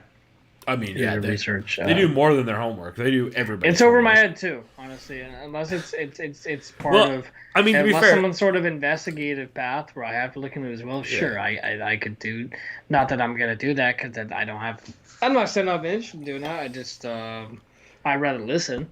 Well, honestly, from their findings. Well, and to be fair, like it's literally a lawyer and economist for Forbes. I believe Paul Gibbs is with Forbes. I hope I'm not misstating that. He's an economist with somebody, and then of course Jason Nash, who's Jason Nash, John Nash. Why the fuck did I say Jason Nash? Is that the wrestler? Is that Nash the wrestler? Nash. Oh, it's Kevin Nash. Okay, who the fuck is Jason Nash? Wait, is Jason Kevin Nash John's brother? Yeah, it might be John's brother. Yeah. No, John Nash's brother, not Kevin Nash's brother. I was just joking, but yeah. No, I think literally John Nash's brother is Jason Nash, and I think he talked about it in this you know what you're episode. thinking of, dude? You're thinking of John Anik's brother, Jason, though. Dude, that's exactly what I'm thinking of, is Jason Anik. You're 100% right. Fucking Jason, dude. Fuck the kind of it, yeah. Yeah, the fucking long-haired John Anik guy. Fucking Bilal Muhammad's Remember the Name? Oh, fuck, that's what I forgot to listen to. It's Remember the Name episode 2. Ah, shit, I know I forgot something. Right, well, I will name one thing, and I have to piss my pants, because I'd be lying if I could. All right, great. So, let me go ahead and get into a Patreon thing I listen to, if you don't mind. Why don't you take a piss real quick, and then we can get into all your Patreon stuff. Let me mute myself for sure, B. So I'll be for sure, right do that. back. All right. Well, I will get into one of my new shows this week then, while Chris does that. Let me see. Which one should I get into? I will get into, I was just talking about John Nash, so I'll get into Inside the Hexagon, which is an interview with John Nash. Inside the Hexagon is dope as hell. I just heard about this show that actually this week from John Nash's tweet about it. It is hosted by, according to their description on their podcast, it is hosted by Phil. I apologize, Phil, for butchering your last name. I think it's Phil Lanides or Lanides, Lanides, and Josh Molina. And for this episode, it was just an interview. This is their first bonus episode, from what I understand. And this is just an interview with Phil talking to John Nash. And Phil used to formerly work for Strikeforce, is what he said in this episode.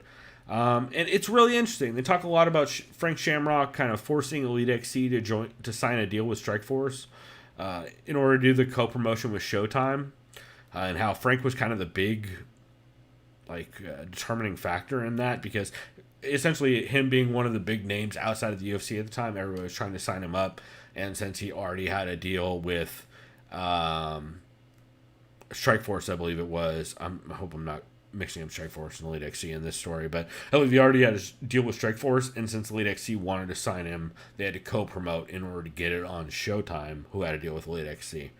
And yeah, it's really interesting. Talk about Elite XC losing crazy amounts of money. I think they lost $80 million in the first few years just by purchasing other promotions that then they realized the contracts, much like the UFC realized with the Pride deal, they realized a lot of the shit they're buying is people who aren't actually under contract. You're basically just buying a tape library and a logo and a cage maybe, which is interesting to hear. They talk about Jeff Horn putting on the first true MMA. Elite XC kind of gave women's MMA kind of promotion and just run through the history of it and get as many people as they can. So it's really cool to hear that. And as Chris gets back, Chris, so my new show that I'll give you a summary and let you see what you think about it. But I listened to a show called Inside the Hexagon, which is all based around the history of Strikeforce. And it's a guy who used to previously work for Strikeforce. And the episode I listened to is a guy named Phil Lanides, I believe is how you pronounce it. And the episode I listened to is him talking to John Nash about kind of John's covering of the sport at the time and kind of the business dealings behind Strikeforce. But yeah, dude, it's cool as hell. I cannot recommend it highly enough. Essentially, he's going through doing a history of Strikeforce podcast where he's going show by show. He's had Frank Shamrock on there. He's had a bunch of guys. It's pretty cool. Nice. That sounds interesting. Yeah, especially you were not around at all for the Strikeforce era, right? That was way before your time. Yeah, no, I didn't start watching. I mean, it was. You've seen some fights here and there. Like I've definitely shown you some, but you weren't around for any of those cards. But no, right? the only thing I was paying attention to the MMA was UFC in 2010. Like I was saying, the first right pay-per-view I saw was Frank Yeager BJ Penn 1. So yeah, so you might have to check out this show. I think you'd like it way more than you think because he even names off in the very first episode. He names off everybody who came from it. And dude, there is probably at least 10 champs of the UFC that came from Strikeforce. I mean, everybody from DC to fucking Gegard to Tyron Woodley, Verdun, Tyron, Rockhold. Yeah, a ton of guys. Yeah, so, really, really, really cool. Highly recommend it. Let's see, you this week. We talked about it last week, but you subscribed this week to both the co-main event Patreon and to the Severe MMA Patreon. Yep. So first off, how do you like Patreon as a whole? Because this is your first time using it, right? I like it. It's simple. It's easy to use. The app is, there's no clutter to it. It's you essentially click on your profile. You have your feed. Yeah, and load times are super simple. Everything's pretty clean and easy to use. They have RSS feeds you can add to apps and stuff. Yeah, cool. So what'd you listen to? So I listened to Co-Main Event Patreon live chat for yesterday, September 23rd. I didn't have too many notes on this because some of this is pretty... the live chats are very much all over the place. Like, they might be MMA related, but they might just be about movie questions and shit like that. A lot of this was Chael Sonnen discussion, tap dancing around criticism and talking way out of criticism disclosures about the Athletic Commission. I wasn't paying too much attention. I tried to. Right. Well, it's kind of like how Chael was able to talk his way out of things way better than Colby clearly can't. Like, when you ask Chael interesting questions, he would kind of, if Chael didn't know about something, he would kind of, fudge his way around it and be clever and make you forget about the question you asked. Whereas Colby just ignores what you said and just rambles. It was kind of like a lot of those kind of discussions. And I forget who... I wish I could remember the comparison. I think it's somewhere in my notes. But I believe somebody compared Colby... Like, Colby is not Chael Sonnen. Colby is... Oh, I wish I could remember. Chael Nunnan. No, keep talking. I'll find it. So they also had the scenario is... Chad is on Team UFC with Joe Rogan, Dominic Cruz, and Wes Sims, while Ben is on Team Bellator with Mike Goldberg, Josh Thompson, and Fedor. They said Survivor Series rules are in effect. Right.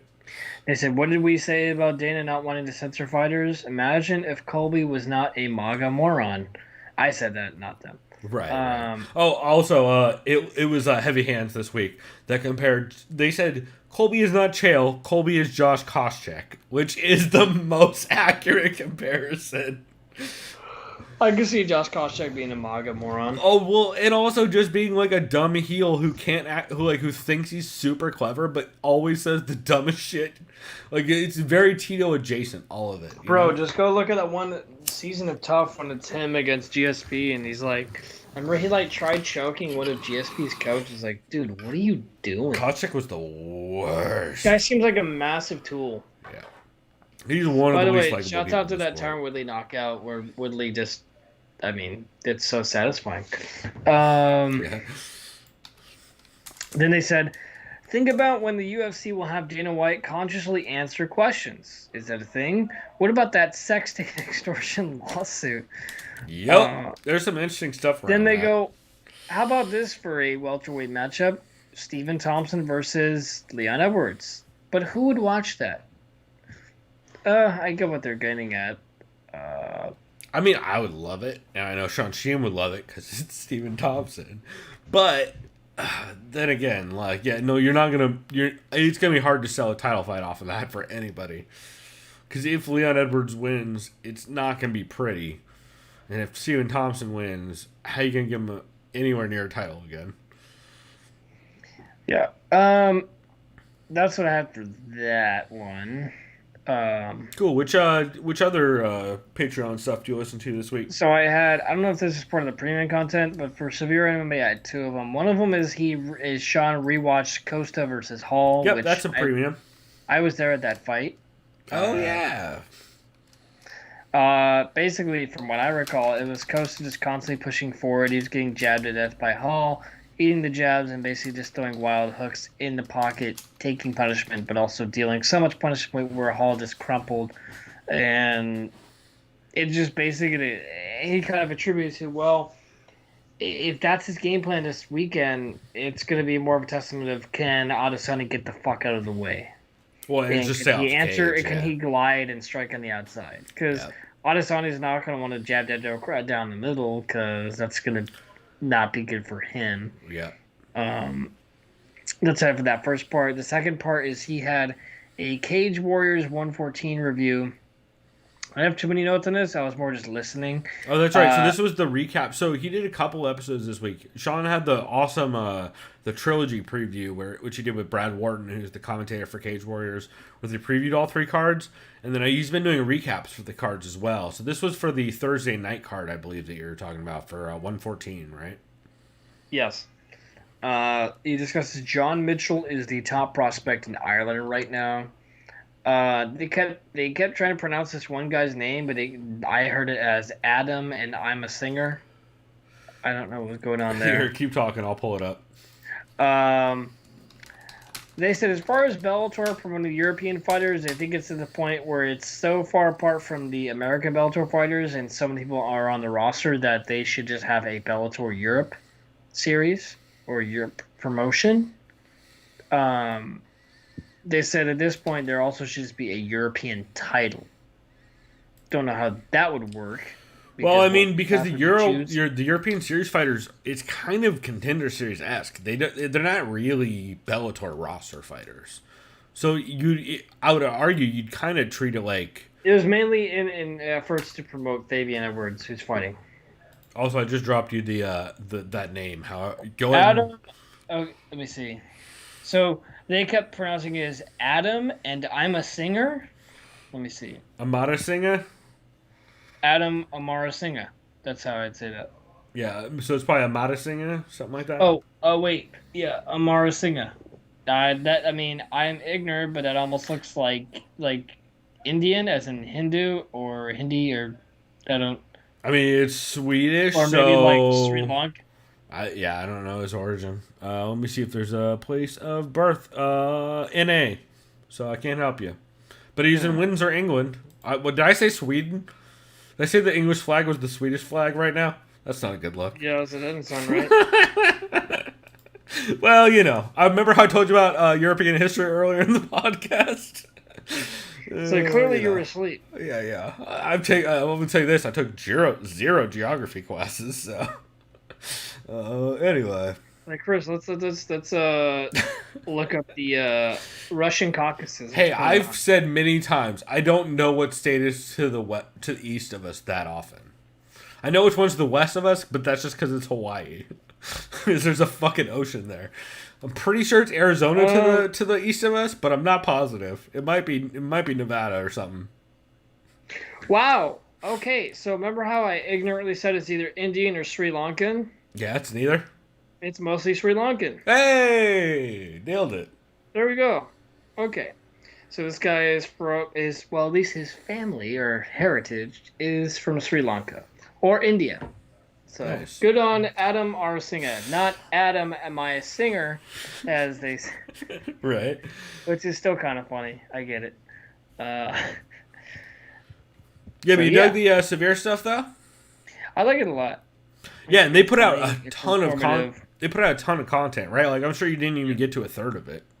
No, I for me it's like bits and pieces because I don't have time for it. But I had today was my first full day off in probably like 3 weeks. Wow. So that's why I tried to binge listen to a lot of stuff. And then my new roommate had some friends over that were out hanging out by poolside, and then they convinced me to go in the garage and sing for them because they were playing on instruments. That was fun. I haven't sang in a long time. It was fun. I was gonna say it's been a hot minute, right? It was really fun. Yeah, I was singing some fucking like Bachman Turner Overdrive, like taking care Oh of business. shit! There's Yeah. some old school shit. Go BTO on him. Did some Chili Peppers, and then Oh, of course, the Chris Medaffer staples. Chili more like Peppers. the Trevor special. But To be yeah. fair, yeah. That checks out. I mean, I like the Chili Peppers. I know so you and don't- him do for some reason. I don't know why. It's him and Blake that are the mega fans. Well, to be fair, they tried to Flea one time tried to run Eugene S. Robinson over with this car. So Ooh, okay, that's a real story. That's a real ass story. I think he told it on Twitter somewhat recently. The real last story about Flea that always confuses me is that he played Donnie in the Wild Thornberrys because I refuse to believe that. Wasn't he in the background of like Well, no, he was in the Big background. Lebowski. Him and Anthony Kiedis were in fucking Point Break, but No, Anthony Kiedis was in Point Break. okay, what was Flea in? He was in the Big Lebowski. He Oh, plays that's one what of it the, was. no, That's he what it plays was. one He's of the the one in nihilist Alice. Germans. Yeah. I know he was in something. Yeah, in the bowling alley scene outside. Yeah. Fucking, yeah. Fucking. He's like, but I always forget he was in the Wild Thornberrys. He plays Donnie. Oh shit! I didn't know He that. makes noises. Yep, Dude, that's him. I loved the Wild Thornberrys back in the day. That show's underrated. That's literally Flea. He's just like, "Bah, blah, blah, blah, blah, blah," and I'm like, wow, good Dude, job. Wild Thornberrys and Rocket Power. I fucks with it. You know what Yeah, I'm and saying? who else? No one will forget the Wild Thornberrys Rugrats movie. Oh, that was one of the worst things ever. That was terrible. It was worse than Rugrats Go to Paris, and that shit was garbage too. Oh my! Don't. Yo, Cynthia was not a very cool dancer. By the way, in that movie, you know what I'm saying? Don't know if you've ever tried to watch an episode of Rugrats as an adult, but lots of Mushroom references their grandpa being horny and what- mushroom references. Yeah, it's Yes. weird. Like Yeah. everything is mushrooms the whole time, and then I remember I watched an episode and the grandpa like looks at the woman. He's like, he doesn't say look at. How does he say it? He basically says look at that fine ass, but like it's PG or as you can say. And I was just laughing my ass off. That checks out. All right, yeah. well, we should keep moving because I just realized how fucking deep we are into this episode. We have been going Yeah, we gotta long. Let's see. So I have two other new shows that I will mention very briefly. Tengra Dome. I am for sure butchering that name. Episode 1. This is the Fight Sites new podcast hosted by Iggy. Iggy is... English is his third language after Russian and a Mongolian dialect that he knows. And he speaks English better than both of us, Chris. I'm almost convinced. I don't doubt that. I mean, maybe not you, because you kind of have a degree in English, but... Sort of. Well, yeah. You at least know you have a writing degree in English. He is... I would argue he's maybe better on mic than I am. The only thing that I hope they were able to address is... I have not listened to the second episode he put out, the bonus one. There is so the way he talks, and because I'm guessing he has to basically like think of a statement, say it, cut. Think of a statement, say it, cut, because that's how he's editing, right? I think at least that's what it sounds like, because there's a clip every time he takes a break. You can hear the audio clip, and I'm not sure whether it's. I think he's pausing the audio and then starting the audio, and whatever software he's using is making a clipping sound when he does that. And I don't know if he's recording it as a whole, importing it into a program, and then cutting it, which is probably the way he should do it, because that would probably eliminate that problem. Because I have a feeling the way he's recording it is he's recording it, hitting stop, thinking about the next sentence, recording, hitting stop. In which case, you will get weird clipping sometimes, depending on your audio program and what you're using to record. The other option that's possible, I haven't reached out to him yet. I'm just throwing ideas out there since I figure one of these dudes will probably hear this. The other option that could be the reason for the clipping would be if he is using a mic that has a noise gate, and when he drops below the noise gate, the mic cuts off, and then when he goes back above the noise gate, it clips when it picks back up. I'm guessing it's one of those two things. I think by the way he's doing it, and considering it's a third language, I think it's probably the editing thing, but I'm not positive, so something for the dudes to look into at the fight site. But that being said, dude, fuck all that, because it didn't distract me at all. That was more info for them, and just for people who run into these kinds of problems with audio. But this was a great episode. I thought it was a lot of fun. He brings up a lot of interesting stuff. He talks about Dana refusing to pay fighters. He talks about sports and politics and how they've always been combined. Stuff like Jack Dempsey versus George Carpentier, who which was essentially billed as like an American hero versus the filthy French guy kind of thing. Yep. It talks about like the Rumble in the Jungle basically being built around racial tension. That was the entire thing about the Rumble in the Jungle. Like fucking what's his face, George Foreman brought the German Shepherds down to Zaire, and of course German Shepherds are the dogs that police were using to attack people in Zaire, or in Africa in general at the time, I believe, which is why everyone was on Ali's side, and so it's really interesting, and also he mentions the idea that like, in general, combat sports and pugilism essentially all comes out of rich people paying, just like betting on things. Like that's kind of where combat sports come from. It's like rich people being like, "Hey, fight that thing, and I'll pay you." Like my brother asked me today, he's like, "Hey, are you putting parlays and everything?" I'm like, "Not this week, man. This weekend, I'm just enjoying the card, honestly." And it's not that I wouldn't want to bet, but I was just telling Kyle, like, dude, the main event is so fucking close to call. Yeah, I'm excited to talk about it here shortly. So I'll keep wrapping this up here. I'm going to crank through the rest of this. The other great line that he had, he's like, he talks about how broken Russian news is. He's like, essentially you watch Russian news and just assume the opposite, and you're probably right. He's like, so to all my American listeners, don't be so sad about things. It can always get worse. Which I thought was fucking brilliant. Again, delivery is a lot of this. With he has a fucking excellent accent, and he's a very funny dude. So, let's see. The other episode, or the other news show I listened to was the Dan Hooker podcast, episode 3. This is pretty much what you think. He's trying to focus mainly on Australasian fighters.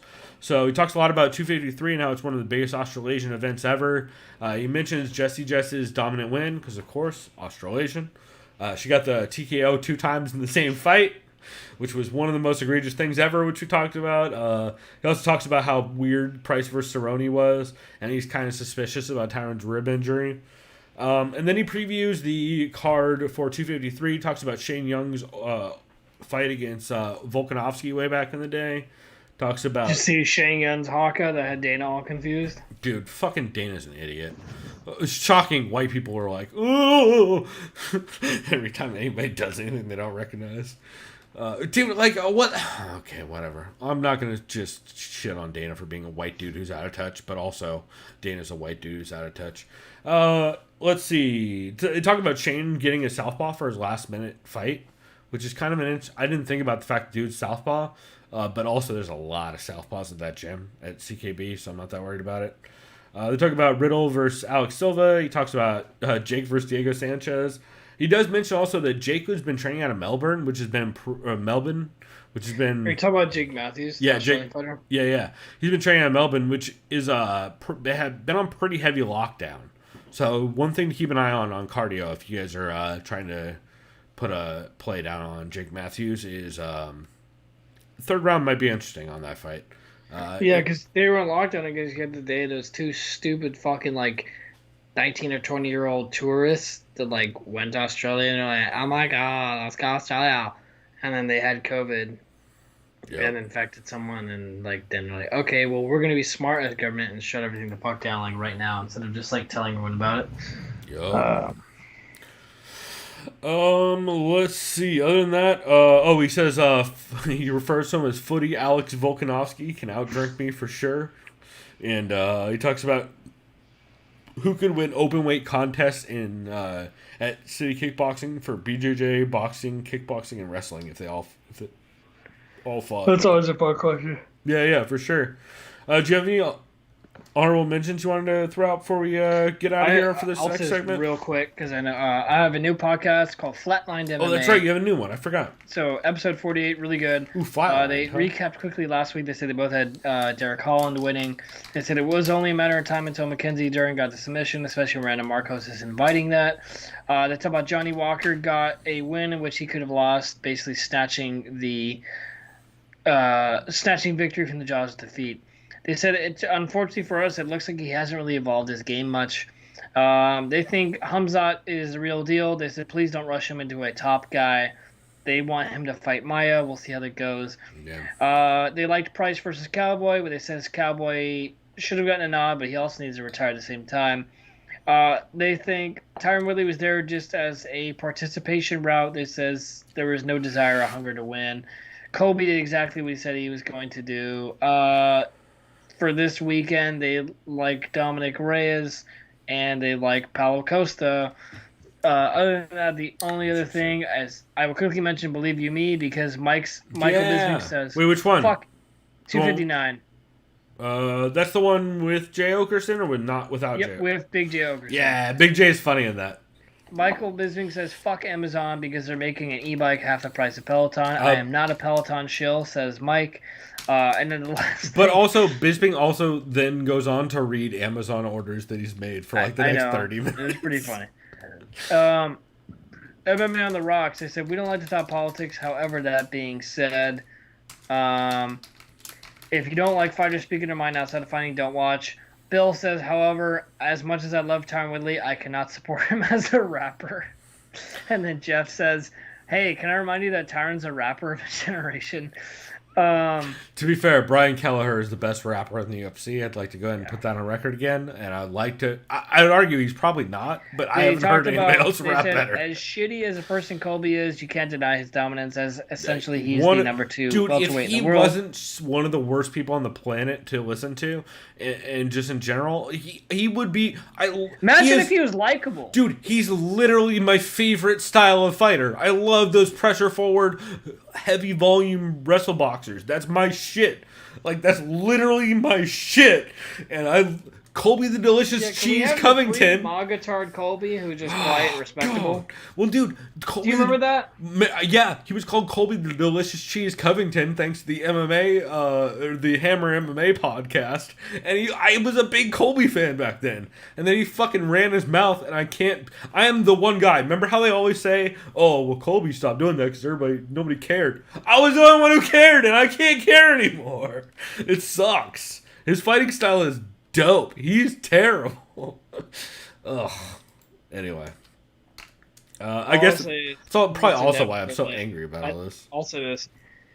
As much piece of shit he is, I honestly do believe he beats Leon Edwards if they ever fight. And I don't know, man. I don't know. Oh, no, it'll be close. Don't get me wrong. I like Leon a lot. This is how you know how I rank it? Yeah.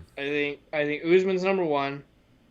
I'd say Colby's 2 or 2A, 2B with Gilbert. We'll see what happens with Gilbert because I like Gilbert a lot too. I think Leon's top 3. I think those are like the top 3-ish. Oh, I think Leon's number 3 easy over Gilbert. And I think Leon should probably be number 2 over Colby, considering Colby got TKO'd in his fight against Usman. And he just won a fight against Tyron Woodley, who's lost to everyone. Tyron Woodley lost 14 and a half straight rounds and then got finished. I'll say this, if I'm matchmaker, even though they don't want to make this fight, you have to do Colby versus Leon or Colby versus Jorge, I guess. Colby just said today that him and Jorge are fighting in December. We'll see. I don't believe anything. Obviously, if that happens, I'm super down. Yeah, I don't believe that shit at all, but it'd be nice to see. Who do you have in that fight, by the way? Colby. Jorge can't wrestle. I know. It's very simple. Yeah. It's very simple. Jorge has one way to win, and he did it against Ben Askren. It was like, oh, wait, so Usman's getting tagged. What's he going to do? He's going to wrestle him. That's exactly what happened. Usman's like, oh, fuck, this hurts. I'm going to wrestle. Yeah, it's going to go bad. Let's see. So, some honorable mentions for me. The Fight Site MMA podcast, episode 25, which you guys are actually going to hear as our upcoming clip. It is Ed Gallo guesting along with Danny Martin and Saram. I'm not even gonna try and say your last name, my dude. I'm not willing to butcher it that bad for you. I don't want to do that to you, because fucking no one can say it right, including all of his co-hosts. So I'm not even gonna attempt it. But they preview Costa versus Izzy. By the way, is it Costa or Costa? Because I've heard I've been saying it both ways all week, and I feel like a lot of people have. I say both. I do both, and I think it's Paulo Costa. I think it's Costa, but it's John Anik, so we need Brazilian, because Costa is also. I mean, well, he's Latino either way, so it depends. You could be a Costa as a Cuban. I've never met a Costa. Well, no, he's Costa Brazilian. Mexican, so he's Brazilian. Or is it strictly Brazilian? No, he's Brazilian. No, I know that, but so I would imagine it's a hard O as Brazilian. As in what? Costa, right? Or Costa, yeah.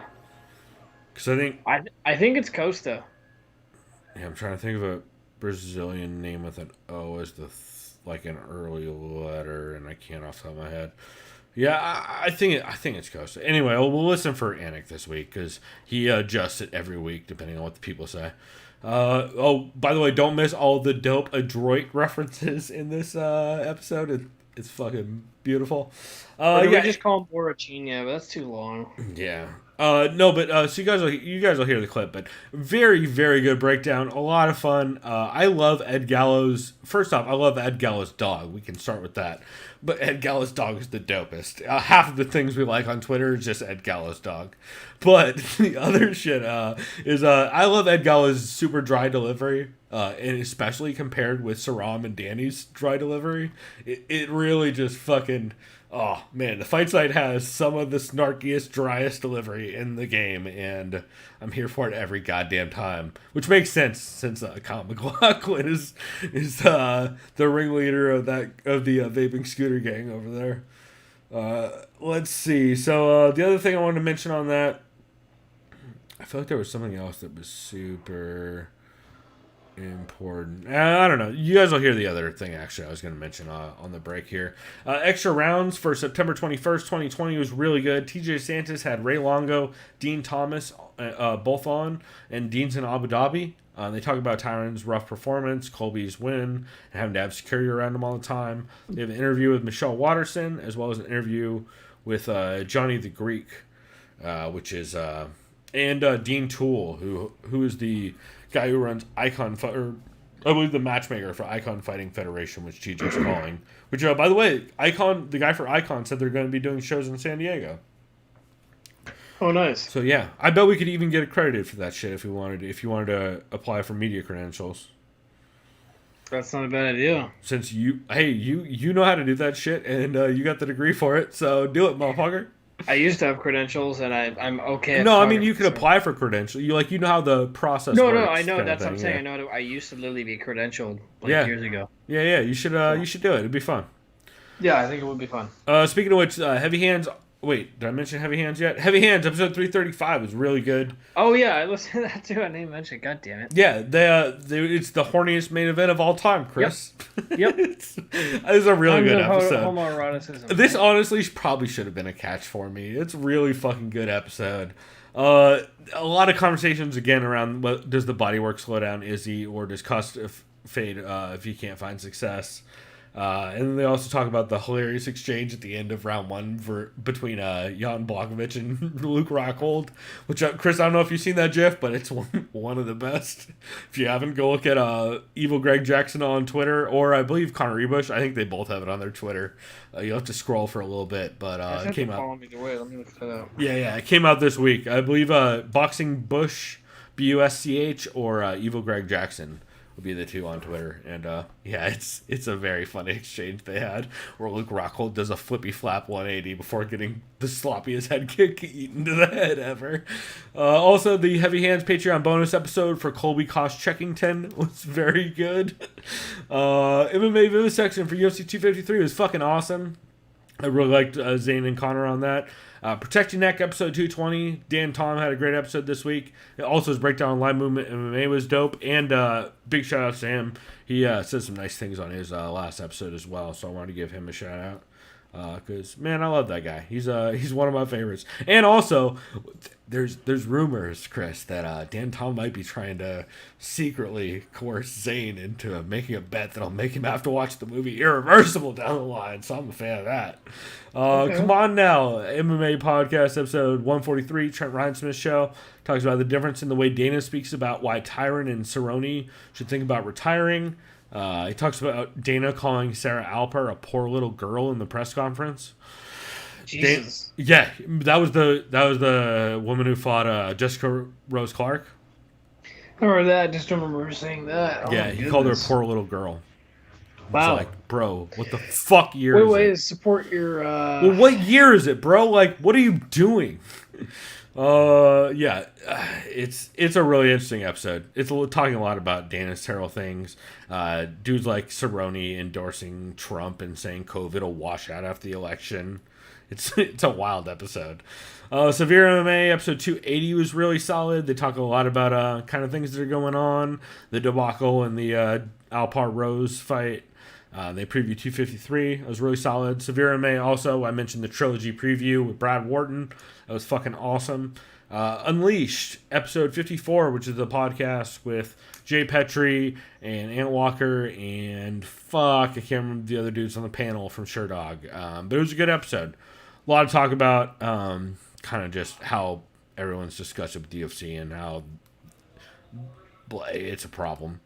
The Body Lock UFC antitrust lawsuit, Patrick Auger and I believe it was Matt Wells sat down, talked about the antitrust lawsuit likely to be granted class action and what that can mean. We talked CME. 6-round post-fight show for UFC Vegas 11 was dope as hell. Really enjoyed that one with Zane and Eddie Mercado. Let's see. Care Don't Care for Vegas. UFC Vegas 11 review was good. Fights Gone By we talked about, and BYM we talked about. So that's what I had. And then, the Hammer MMA episode 517 was very solid as well. Okay, nice. Cool, man. Well, we are going to take a quick break. Oh, God, this is a long episode. How do our episodes get long? Well, it's because I go on diatribes about racists. That's how they get longer every week. But, all right, Chris, we'll be back. Then we'll do this preview. Yeah, we'll see how we can do this because I'm starving. I almost want to convince my roommates because I can't drive right now to get me some food at some point, but they're probably about to go to sleep. So I have a dilemma at some point. All right. Well, Chris and I will figure this out here shortly on the break. Yeah. And in the meantime, you guys can listen to this fantastic clip of... Oh, God, what's the clip? I don't remember what my other clip was. I mentioned... Oh, that's right. It's the fight site. Yo, this is...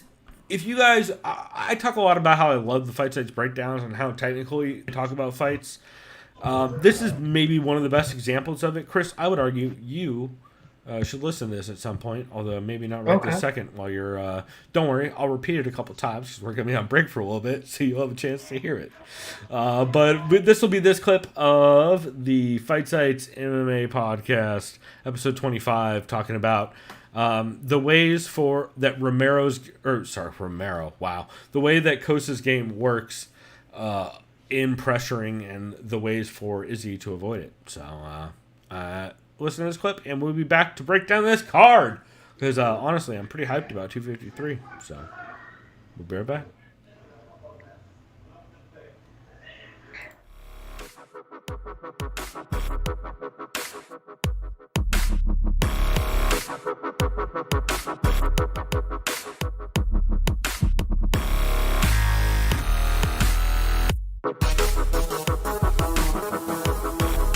Liked by the sound of violence.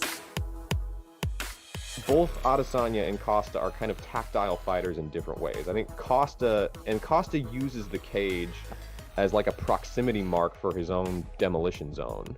You know, when he has guys flattened out, he'll step in with committed punches. He's usually not feinting out a response, before, ducking under a lead hook. He is hammering as much as he possibly can. He's just wailing on people. And again, there's more technique to it than Dan Hardy is clearly giving him credit for. But it is interesting to see him go from like Costa in the center of the cage, He's just trying to push you back. Costa, with his opponent sort of halfway to the cage, he'll start throwing out that feeler jab, maybe some kicks. Costa, with his opponent flat against the cage, he's going nuts. And if there's one thing that I think Adesanya is going to be incredibly diligently prepared for in this fight, it's likely going to be preventing himself from being pressed up against the fence at all costs.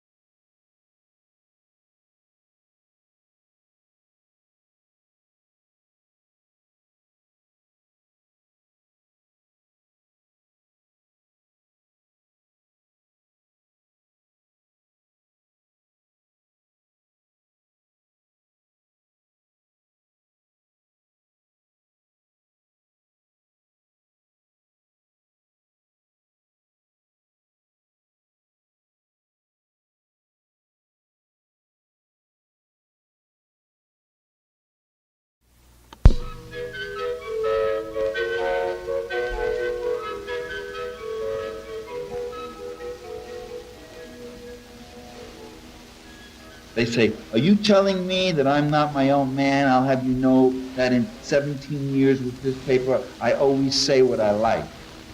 And I say to them, you say what you like because they like what you say.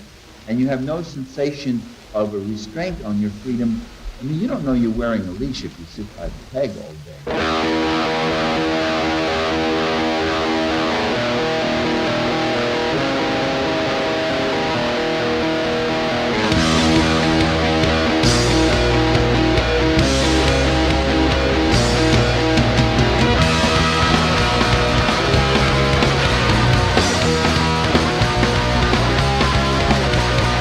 One of us will be betrayed. It's not enough for you to say, I'm sorry, I bet it all. You're rubbing on and you made it call it money and religion, segregation and division, dirty cash in the pockets of the wicked politicians. Love you in the slavery and I do it right away.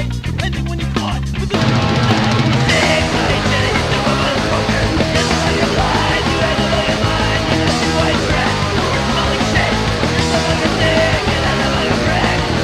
special something right in you all feel. You think that we all love ya, but this is how ya make us feel. It's what he fucking ignorant of positive conditioning, eugenics, socialism, and TV oppositioning. Passing evil words are all that got you there today. I hope you get shot, 'cause it's what we say. You say, you say, you say, motherfucker. It's all your mind, you had the fucking mind. You just do white trash, you are smelling shit. You're the fucking thing, you're the fucking pride.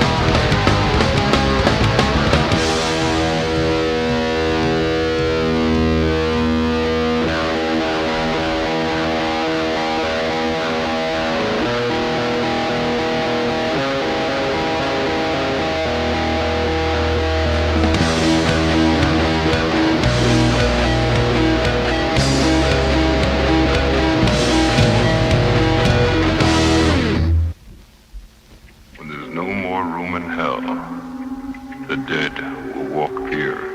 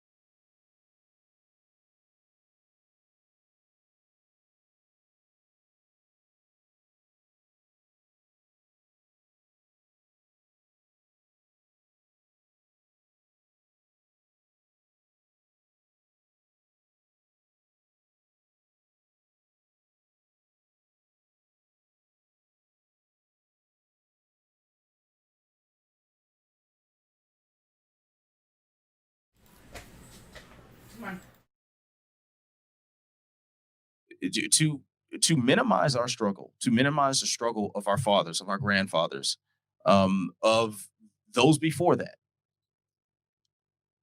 is disgusting. To equate that to terrorism is an absolute insulting travesty. And then for the promotion to stand back idly and just let it happen is utterly, utterly repugnant.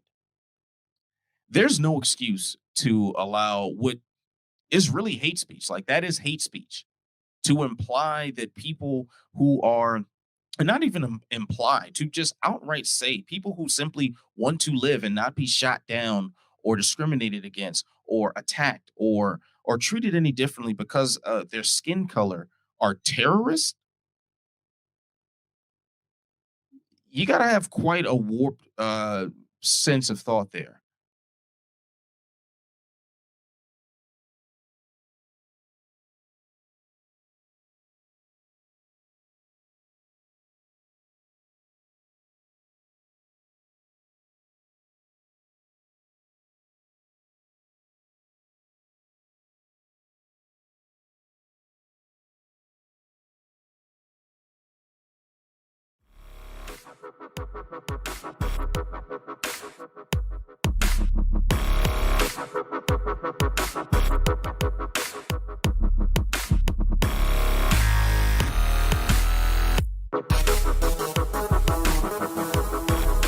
Liked by the sound of violence. Both Adesanya and Costa are kind of tactile fighters in different ways. I think Costa uses the cage as like a proximity mark for his own demolition zone. You know, when he has guys flattened out, he'll step in with committed punches. He's usually not feinting out a response, you know, before, you know, ducking under a lead hook. He is hammering as much as he possibly can. He's just wailing on people. And again, there's more technique to it than Dan Hardy is clearly giving him credit for. But it is interesting to see him go from like Costa in the center of the cage. He's just trying to push you back. Costa with his opponent sort of halfway to the cage. He'll start throwing out that feeler jab, maybe some kicks. Costa with his opponent flat against the cage. He's going nuts. And if there's one thing that I think Adesanya is going to be incredibly diligently prepared for in this fight, it's likely going to be preventing himself from being pressed up against the fence at all costs.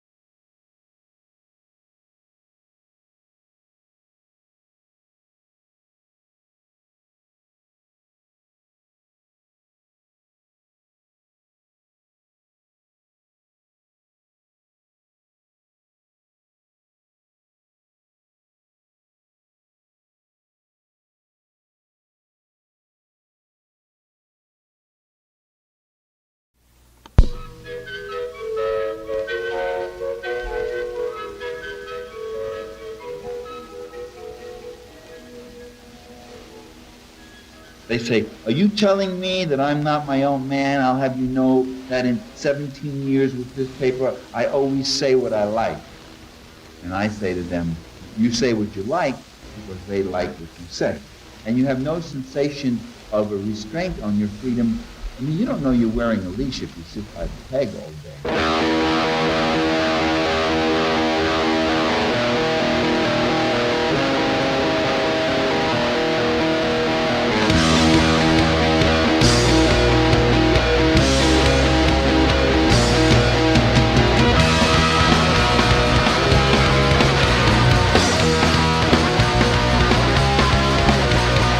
One of us will be betrayed. It's not enough for you to say, I'm sorry, I bet it all. You're rubbing on and you made it call. That money and religion, segregation and division, dirty cash in the pockets of the wicked politicians. Love you in the slavery and I do it right away.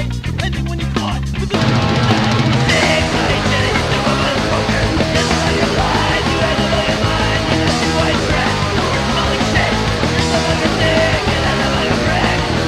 special something right in you uphill.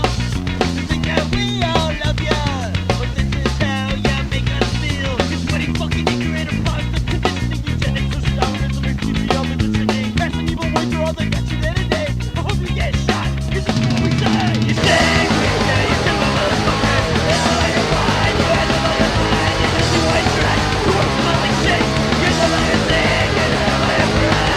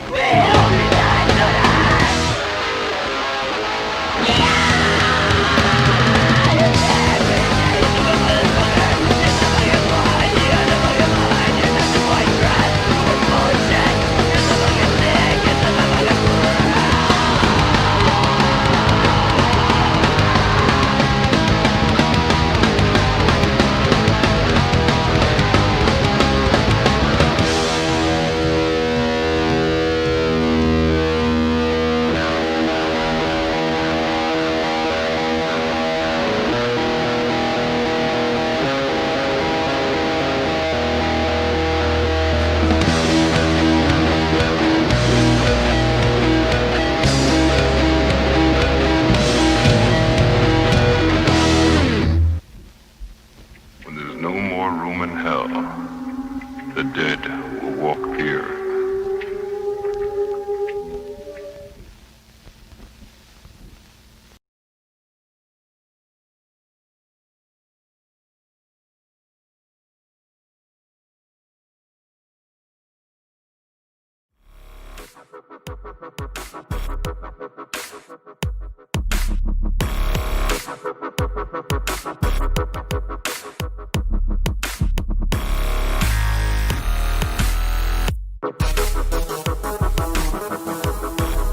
Liked by the sound of violence.